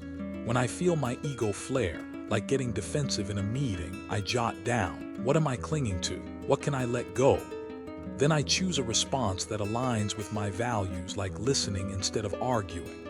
It's not always easy, but each time I do it, I feel stronger. Try this today. When pride or anger bubbles up, pause, take a breath, and ask, what's the wiser choice here? You might journal about it or just reflect. Over time, this practice builds a mind that's light and resilient. Releasing ego, pride, and grudges is like shedding a heavy coat you didn't realize you were wearing. It's not about being perfect. It's about choosing peace over pain, wisdom over weight. The Stoics knew this. Marcus Aurelius stayed calm in chaos by letting go of what didn't serve him. Seneca found freedom in forgiveness. You can too. This practice has changed how I live, less caught up in proving myself, more focused on living with clarity and kindness. Releasing the weight of ego, pride, and grudges is your path to a lighter, stronger life. The Stoics lived this, choosing wisdom over burdens to find peace. You can too. Here's your challenge today. The next time you feel ego, pride, or resentment pulling at you, pause. Ask, is this worth my peace? Choose a response that sets you free. Maybe an apology, a kinder thought, or letting go of an old hurt. Write it down or reflect on how it feels. If this resonates, hit that like button and share this video with someone who could use a lighter heart. A friend, a family member, anyone carrying a burden. Let's build a community of people choosing freedom over weight. And don't go anywhere. In the next video, we'll bring all these practices together for a life of true emotional freedom. Subscribe, turn on notifications, and let's keep going together. Hey there, friend. Let's start with a quick reflection. Think about a time you felt stretched thin, maybe saying yes to too many favors, or letting someone's demands chip away at your peace. Did you wish you could have said, "Enough is enough"?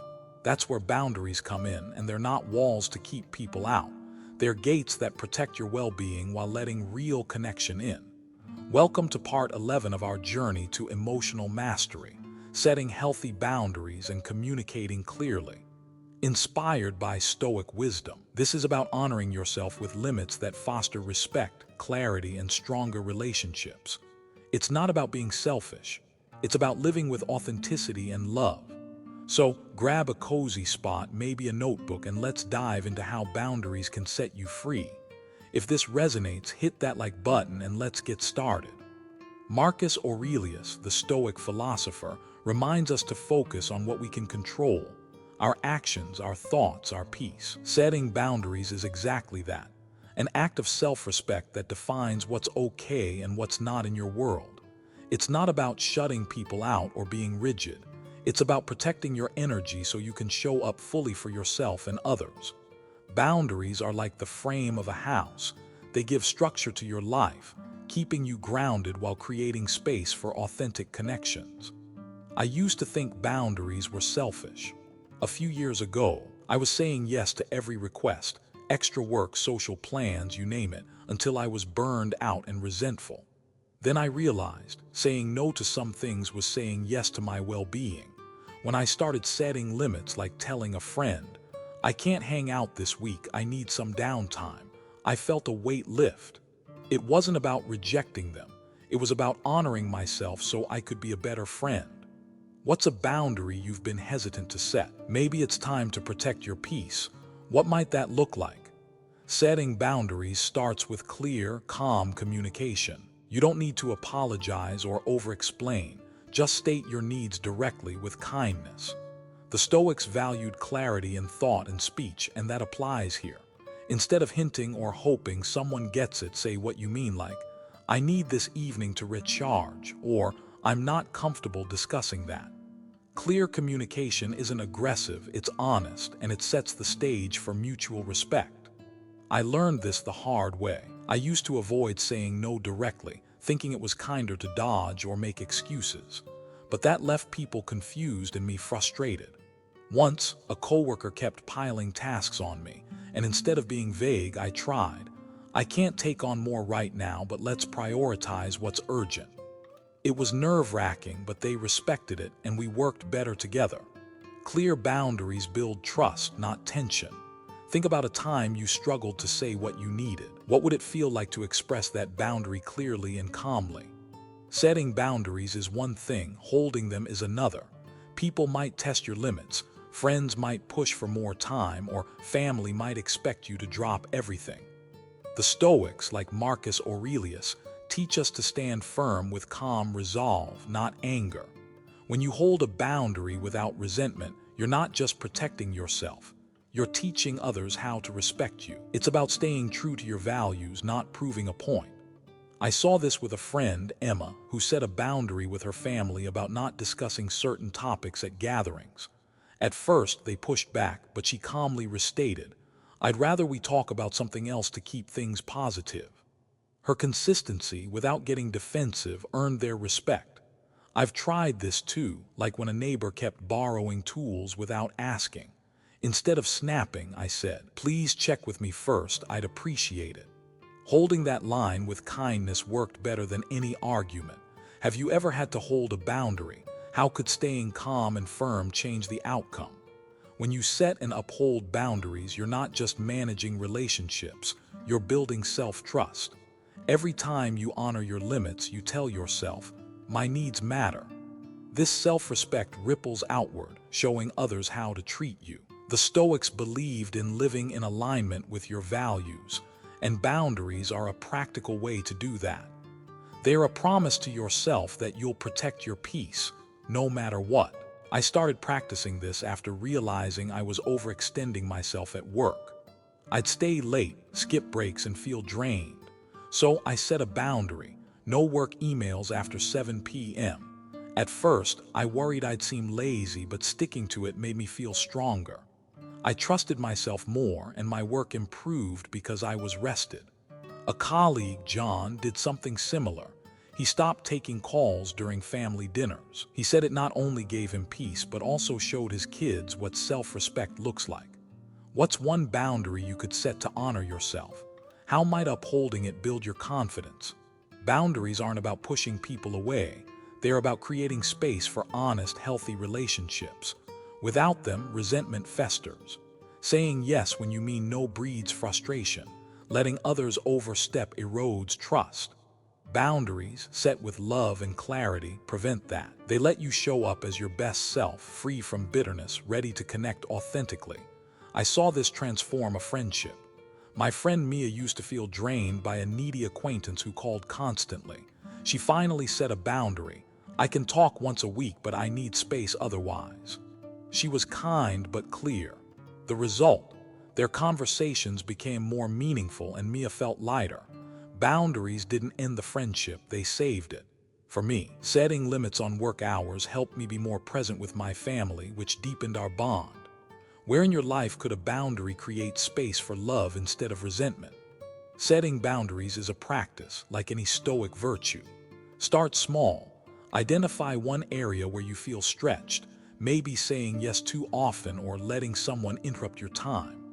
Practice stating your boundary calmly, like, I need an hour to focus, let's talk after. If someone pushes back, hold firm with kindness.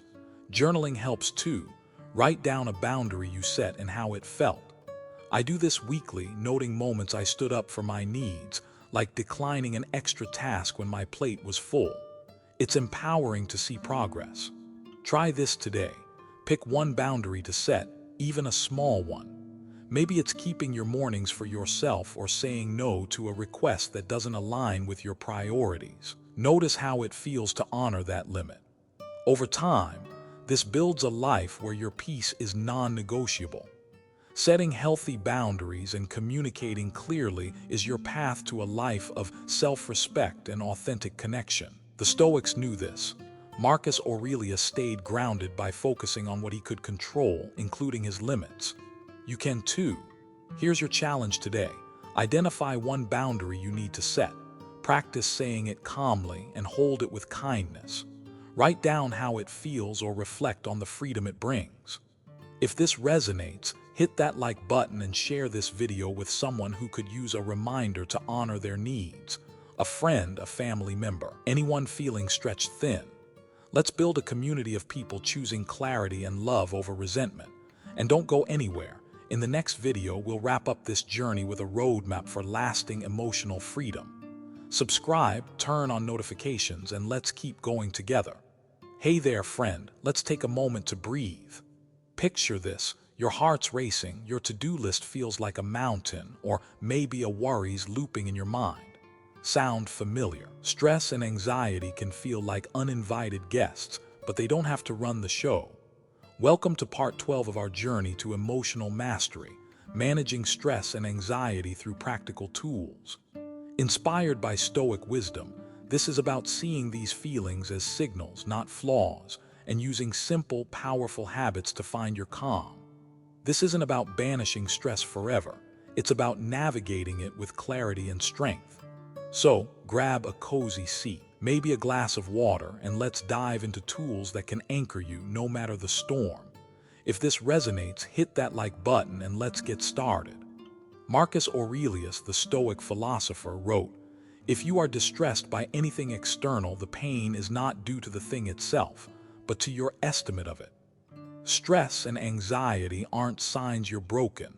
They are natural responses, like an alarm system telling you something needs attention. The Stoics saw these feelings as opportunities to practice resilience, using practical habits to stay grounded.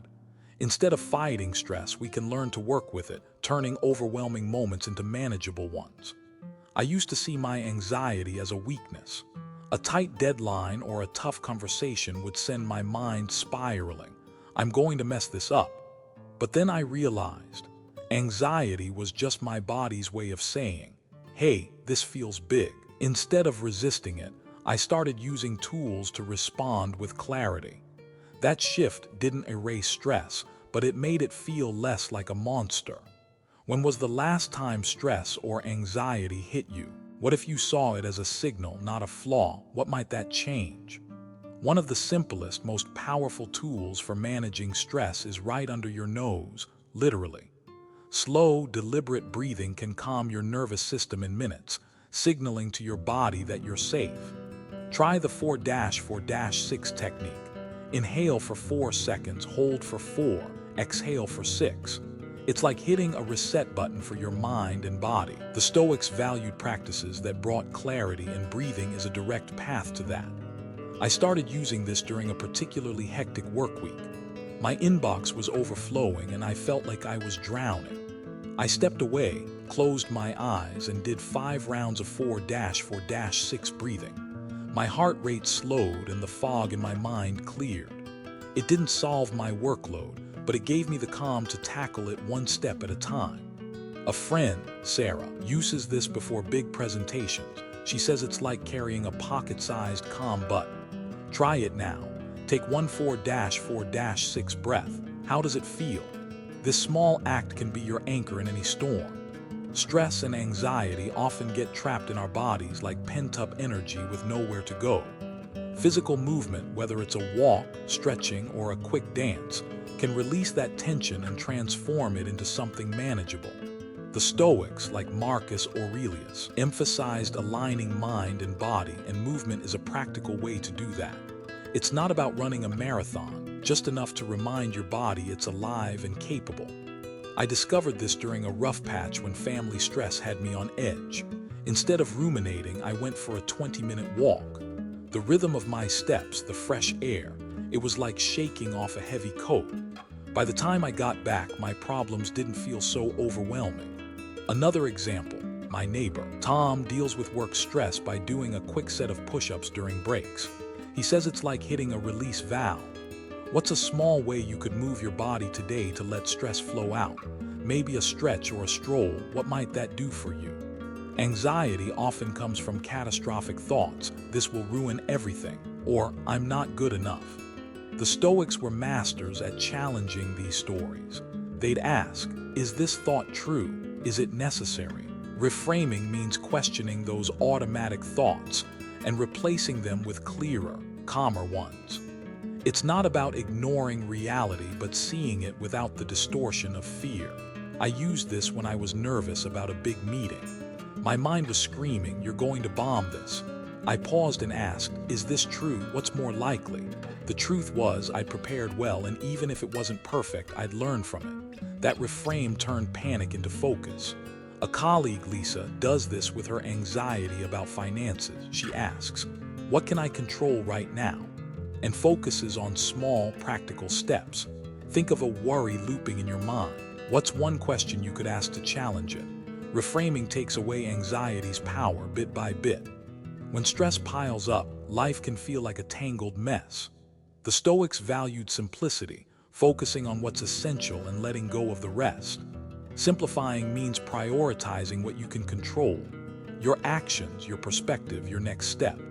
Pair that with seeking support, friends, family, or professionals, and you're grounded in reality, not lost in overwhelm. I learned this during a chaotic move to a new city. Everything felt urgent: packing, logistics, new job stress. I simplified by making a short list of what had to get done each day and let the rest wait. I also called a friend to vent, and their perspective helped me see I wasn't alone. Another example, my cousin Mike manages anxiety by talking to a therapist monthly. It's like a tune-up for his mind. What's one thing you could simplify in your life right now? Who could you reach out to for support? These steps anchor you when the world feels shaky. Managing stress and anxiety is a daily practice like any stoic virtue. Start with breathing. Try 4-4-6 breaths when tension hits. Add movement, a short walk or stretch to release energy. Reframe thoughts. Ask, is this true? When worries spiral, simplify. Focus on one priority at a time. And don't hesitate to seek support, whether it's a friend or a professional. I keep a stress toolkit in my journal. I note triggers like tight deadlines and list tools that help, like breathing or a quick jog. It's like a map for tough days. Try this today. Pick one tool, breathing, movement, or reframing, and use it the next time stress creeps in. Notice how it shifts your energy. Over time, these habits build a mind that's steady, no matter the chaos. Managing stress and anxiety through practical tools is your path to calm and resilience. The Stoics knew this. Marcus Aurelius stayed grounded by focusing on what he could control. And you can too. Here's your challenge today. The next time stress or anxiety hits, try one tool, breathe, move, or reframe. Write down how it feels or share it with someone. If this resonates, hit that like button and share this video with someone who could use a stress relief toolkit. A friend, a family member, anyone feeling overwhelmed. Let's build a community of people choosing calm over chaos. And don't go anywhere. In the next video, we'll wrap up this journey with a blueprint for a life of emotional freedom. Subscribe, turn on notifications, and let's keep going together. Hey there, friend. Let's get real for a moment. Think about the last time you messed up. Maybe you said the wrong thing, missed a goal, or just felt like you fell short. What did you tell yourself? I'm such a failure. Or maybe you tried to hide it, hoping no one noticed. What if I told you those imperfections aren't flaws to fix, but part of what makes you beautifully human? Welcome to part 13 of our journey to emotional mastery, embracing imperfection and practicing self-compassion. Inspired by Stoic wisdom, this is about meeting your stumbles with kindness, not judgment, and finding strength in your humanity. It's not about chasing perfection. It's about growing into who you're meant to be. So grab a cozy spot, maybe a journal, and let's dive in. If this resonates, hit that like button and let's get started. Marcus Aurelius, the Stoic emperor, wrote, "Accept the things to which fate binds you and love the people with whom fate brings you together, but do so with all your heart." That includes accepting yourself, flaws and all. Imperfections aren't failures. They are the threads of your humanity, woven into every step of your growth. The Stoics saw struggles not as setbacks, but as opportunities to learn, to become wiser. Embracing imperfection means seeing your mistakes as part of the journey, not proof you're not enough. I used to beat myself up over every misstep. A few years ago, I botched a big presentation at work, stumbled over words, forgot key points. My inner voice was brutal. "You're terrible at this. Everyone saw you fail." But reading Marcus Aurelius shifted my perspective. My fumble wasn't a verdict on my worth. It was a moment to learn from. I practiced speaking more, and the next presentation was better. That mistake wasn't a failure. It was a teacher. What's a recent moment you felt imperfect? What if you saw it as a step toward growth, not a mark against you? Self-compassion is about meeting your mistakes with the same kindness you'd offer a friend. Instead of "I'm such an idiot," try "I stumbled, but I'm human and I'm learning." The Stoics, like Seneca, believe that harsh self-judgment traps you in shame, while kindness fuels progress. Self-compassion isn't about excusing errors. It's about giving yourself permission to be human and keep going. I started practicing this after missing a deadline last year. My instinct was to spiral. "I'm so unreliable." But I paused and imagined what I'd say to a friend in my shoes. "It's okay, you're juggling a lot. What can you do next?" That shift changed everything. I apologized, made a plan, and moved forward without the weight of shame. A friend, Emily, does this too. She forgot her lines in a community play and felt awful. Instead of dwelling, she told herself, "I'm human and I'll get better." She rehearsed more and nailed the next performance. What's a mistake you've been hard on yourself about? How would you comfort a friend in that situation, and can you offer that to yourself? Chasing perfection is like chasing the horizon. It's always out of reach and it leaves you exhausted. The Stoics focused on growth, not flawlessness.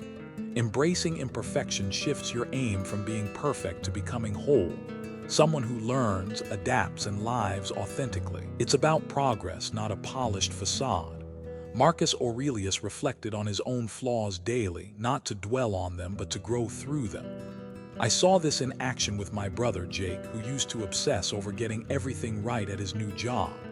He'd stay up late, stressed about tiny details. Then he started focusing on growth, asking for feedback, learning from mistakes. He's not perfect, but he's happier and more confident. For me, letting go of perfection in my writing was freeing. I used to rewrite every sentence, afraid it wasn't good enough. Now, I aim to improve with each draft, and it's made me love the process. Where in your life are you chasing perfection? What would it look like to focus on growth instead? When you embrace your own imperfections, something beautiful happens. You extend that grace to others.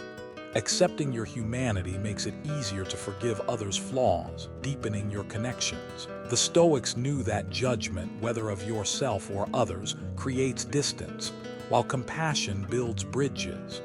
When you're kind to yourself, you're more patient with the people around you. I noticed this in a friendship strained by a misunderstanding. I was upset with my friend for being late to our plans, and my first instinct was to judge. They don't care. But then I thought about my own imperfections, like times I've been distracted or late. Instead of snapping, I said, "Hey, everything okay? I know life gets hectic." That opened a real conversation and we grew closer. Another example, my coworker Maria used to get frustrated with a teammate's errors. After practicing self-compassion, she became more patient and their teamwork improved. Who in your life could you offer more grace to? How might accepting your own flaws help you connect more deeply? Embracing imperfection and practicing self-compassion builds a kind of strength that perfection can't touch. It's the courage to be authentic, to grow through your stumbles, and to live free from the burden of never enough. The Stoics saw this as true resilience, rooted in self-acceptance, not flawless performance. Each time you meet a mistake with kindness, you're building a foundation that can weather any storm. This practice has changed how I move through life. I used to hide my flaws, afraid they'd define me.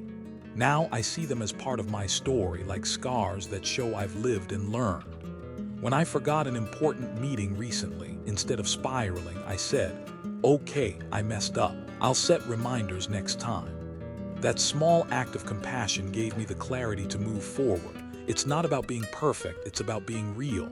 Self-compassion is a daily choice. Start small. When you make a mistake, pause and say, "I'm human and I'm learning." Journaling helps. Write down a moment you felt imperfect and reframe it as a growth opportunity. I do this weekly, noting a stumble like snapping at my partner and asking, "What can I learn here?" It turns shame into progress. Another tool, visualize a mentor or friend offering you kindness, then mirror that to yourself.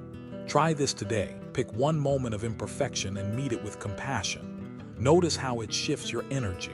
Embracing imperfection and practicing self-compassion is your path to a resilient, authentic life. The Stoics lived this. Marcus Aurelius grew through his flaws, and you can too. Here's your challenge today. The next time you stumble, pause, say, "I'm human, and that's okay." Write down what you learn or share it with someone. If this resonates, hit that like button and share this video with someone who could use a dose of self-kindness. A friend, a family member, anyone feeling the weight of perfection. Let's build a community of people choosing growth over shame. And don't go anywhere. In the next video, we'll tie this journey together with a plan for lasting emotional freedom. Subscribe, turn on notifications, and let's keep going together. Hey there, friend. Let's pause for a moment. Think about a recent challenge, a missed goal, a tough conversation, or maybe a fear that held you back. Did it feel like a dead end, or did you see a chance to grow? That difference in perspective can change everything. Welcome to part 14 of our journey to emotional mastery, developing a growth mindset and emotional balance. Inspired by Stoic wisdom, this is about seeing challenges as stepping stones, not stumbling blocks, and finding a steady center no matter what life throws at you. It's not about avoiding struggles. It's about embracing them with curiosity and strength. So, grab a cozy seat, maybe a notebook, and let's explore how to grow stronger through life's ups and downs. If this resonates, hit that like button and let's dive in. A growth mindset is about seeing challenges as opportunities to learn, not as proof you're not enough. It's the belief that your abilities aren't fixed. You can grow through effort, mistakes, and persistence. The Stoics, like Marcus Aurelius, lived this. He wrote, "The impediment to action advances action. What stands in the way becomes the way." Every obstacle is a teacher, showing you where to stretch, adapt, and improve. I used to shy away from challenges, afraid they'd expose my weaknesses. A couple of years ago, I tried learning a new skill, public speaking, and bombed my first attempt. My voice shook and I forgot half my points. My instinct was to think, I'm just not cut out for this. But a growth mindset flipped the script. I asked, what can I learn from this? I practiced, got feedback, and kept going. Now, speaking feels like a strength, not a flaw. What's a challenge you faced recently? What might it teach you if you saw it as an opportunity instead of a failure? Life is complex, unpredictable, like a storm that tests your roots. The Stoics compared resilience to a tree bending in the wind, flexible, not rigid. Being adaptable means meeting life's twists with openness, not resistance. It's about adjusting your sails when the winds change, trusting you'll find your way. Marcus Aurelius reminded himself to focus on what he could control, his perspective and actions, while letting go of the rest. I saw this in action with a friend, Clara, who lost her job unexpectedly. At first, she panicked, thinking, this is the end.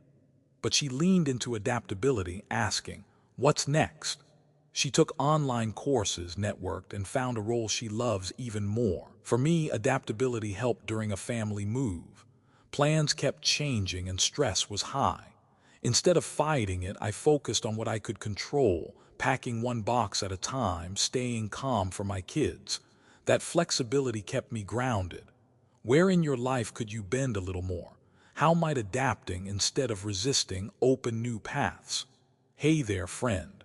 Let's take a moment to reflect. We've been on quite a journey together, exploring how to take responsibility for our reactions, set boundaries, embrace imperfection, and find balance in life's storms. Now, as we wrap up this series, I want you to think. What's one moment in your life recently where you chose how to respond instead of just reacting? Maybe you paused before snapping back, or chose kindness over judgment. That's the heart of emotional mastery, and it's what we're celebrating today. Welcome to the conclusion of our journey, a reflection on how emotional mastery is a lifelong practice, not a destination. Inspired by Stoic wisdom, this is about building quiet strength, choosing better each day, and living with unshakable resilience. So grab a cozy spot, maybe a journal, and let's bring this all together. If this resonates, hit that like button and let's dive in. Emotional mastery isn't a finish line you cross. It's a daily practice, a way of living. It's about noticing what stirs you, pausing to breathe, and choosing a response that aligns with who you want to be. The Stoics, like Marcus Aurelius, knew this. He wrote, "You have power over your mind, not outside events. Realize this and you will find strength." Every day offers a new chance to practice, to catch an angry thought before it spills out, to reframe a worry, or to meet a mistake with compassion. It's not about getting it right every time, it's about showing up and trying again. I've seen this in my own life. A year ago, I was quick to react. Traffic jams, work stress, or a sharp comment would set me off. But through this journey, I've learned to pause. One day when a coworker snapped at me, I felt the heat rising but stopped, took a breath, and said, "Let's talk this through calmly." That small choice changed the conversation and how I felt about myself. It's a practice I'm still honing, and that's the point. Emotional mastery is a lifelong journey, not a one-and-done achievement. What's one moment you've practiced choosing your response? How did it feel to take that step? The Stoics teach us that true freedom comes from controlling what you can, your reactions, not the world around you. Life will always bring chaos, unexpected setbacks, difficult people, or moments of doubt. But as Epictetus said, it's not what happens to you, but how you react to it that matters. Emotional mastery lies in mindfulness. Noticing your thoughts and feelings. Emotional balance isn't about suppressing feelings or pretending everything's fine. It's about experiencing emotions, anger, fear, joy, without letting them sweep you away. The Stoics, like Marcus Aurelius, practiced returning to a calm center no matter the storm. It's like being a ship in rough seas. You feel the waves, but you steer back to steady waters. This balance comes from observing your emotions with curiosity, not judgment. I struggled with this during a heated argument with a colleague.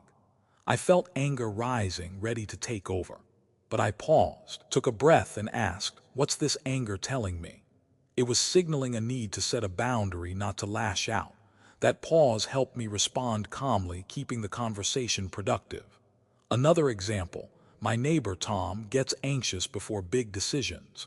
He's learned to sit with the feeling, ask what it's teaching him, and then act from clarity. What emotion have you felt strongly lately? What might it reveal if you listened instead of fighting it? A growth mindset and emotional balance go hand in hand when you approach emotions with curiosity, not fear. Instead of letting anxiety or frustration define you, ask, "What's this feeling showing me?" Maybe anger points to a boundary that needs protecting, or fear highlights a value you hold dear. The Stoics were masters at this, using emotions as guides to wisdom, not chains to break free from. I started doing this when I felt overwhelmed by a tight deadline. My anxiety was screaming, "You'll fail." Instead of spiraling, I asked, "What's this telling me?" It showed I needed to prioritize and ask for help. That curiosity turned panic into action. A friend, Mia, uses this too. She felt jealous when a coworker got promoted. Instead of stewing, she asked, "What's this jealousy about?" It revealed her desire to grow in her career, so she started taking steps toward her own goals. What's an emotion you've been wrestling with? What might it teach you if you approached it with curiosity? Building a growth mindset and emotional balance is a daily practice. Celebrate your efforts, no matter how small. Every step forward counts. Forgive your mistakes. They're part of learning, not proof you're lacking. Persist through setbacks, knowing each one strengthens you. I keep a journal to track this. At the end of the day, I write one thing I learned from a challenge and one emotion I handled with balance. For example, after a tough parenting day, I noted learning patience and staying calm during a tantrum. It's like building a muscle, small reps add up. Try this today. Face a challenge, even a small one, and ask, "What can I learn here?" When an emotion hits, pause and ask, "What's this teaching me?" Write it down or reflect. Over time, these habits shape a life that's resilient and grounded no matter what comes. Developing a growth mindset and emotional balance is your path to a life of resilience and clarity. The Stoics lived this. Marcus Aurelius turned obstacles into opportunities, and you can too. Here's your challenge today. The next time you face a challenge or strong emotion, pause, ask, "What can I learn?" Or, "What's this feeling showing me?" Take one small step forward and notice how it feels. If this resonates, hit that like button and share this video with someone who could use a boost to grow through challenges. A friend, a family member, anyone facing a tough moment. Let's build a community of people choosing growth over fear. And don't go anywhere. In the next video, we'll wrap up this journey with a roadmap for lasting emotional strength. Subscribe, turn on notifications, and let's keep going together. Without being swept away, it's in self-awareness, knowing what triggers you and why, and it's in compassion, treating yourself and others with kindness, even when it's hard. I learned this lesson during a tough family moment. A disagreement with my sibling had me ready to argue, but I remembered the Stoic idea of focusing on what I control. I couldn't change their words, but I could choose mine. I listened, stayed calm, and we found common ground. That choice didn't just diffuse the tension, it built trust. A friend, Sarah, shared a similar story. She used to spiral when criticized at work. Now she practices mindfulness, asking, "What can I learn here?" instead of defending herself. That shift gave her freedom. Where in your life could you focus on what you control? What might change if you met a challenge with mindfulness or compassion? There's a quiet strength in emotional mastery. It's not loud or flashy. It's the steady power of choosing better day after day. It's pausing before you snap, forgiving yourself for a mistake, or staying calm when life feels overwhelming. This strength isn't about perfection. Marcus Aurelius wasn't perfect, and neither are we. It's about progress, about building resilience that no storm can shake. Every time you choose a thoughtful response over a knee-jerk reaction, you're forging that strength. For me, this strength showed up in small moments. Recently, I overslept and missed an early meeting. My old self would have spiraled into self-criticism. "You're so irresponsible." But I chose differently. I apologized, set a better alarm, and moved on. That choice felt like a quiet victory. I saw it in my neighbor, John, too. He used to get frustrated with his kids' messes, but now he takes a breath, focuses on teaching them, and feels prouder as a dad. That's the power of choosing better. What's one small choice you've made recently that felt like strength? How can you build on it? Emotional mastery is a practice you carry forward. It's noticing when anger bubbles up and choosing to listen instead. It's pausing when anxiety hits and asking, "What's this telling me?" It's forgiving yourself for stumbling and trying again. The Stoics made this a daily habit. Marcus Aurelius journaled each night, reflecting on his actions and how he could improve. You can too. Try this. At the end of each day, write down one moment you handled with mindfulness or compassion. Maybe you stayed calm during a tough talk or chose kindness over judgment. I do this, noting moments like when I let go of a grudge or set a boundary with clarity. It's like planting seeds for a resilient life. Here's a tool that's helped me, the pause and choose method. When something triggers you, pause for 3 seconds. Breathe. Ask, what's the wiser choice here? It's simple but powerful. My cousin Lisa uses this when work stress hits. She pauses, breathes, and chooses one task to focus on. It keeps her grounded. What's one trigger you could practice pausing for? How might choosing a wiser response change your day? Emotional mastery is your path to a life of quiet strength and unshakable resilience. The Stoics showed us how, by controlling our reactions, practicing mindfulness, and choosing compassion. You're already on this path and every step counts. Here's your challenge today. Pick one moment to practice emotional mastery. Maybe it's pausing before reacting, reframing a negative thought, or forgiving a mistake. Write it down or share it with someone. Notice how it feels to choose strength. If this journey has touched you, hit that like button and share this video with someone who could use a reminder of their inner power.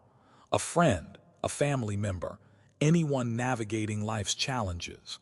Let's build a community of people choosing resilience over reaction, growth over perfection. And don't stop here. This is just the beginning. Keep practicing, stay present, and carry these tools forward. Subscribe, turn on notifications, and let's keep growing together, maybe in a new series or a deeper dive into living with purpose.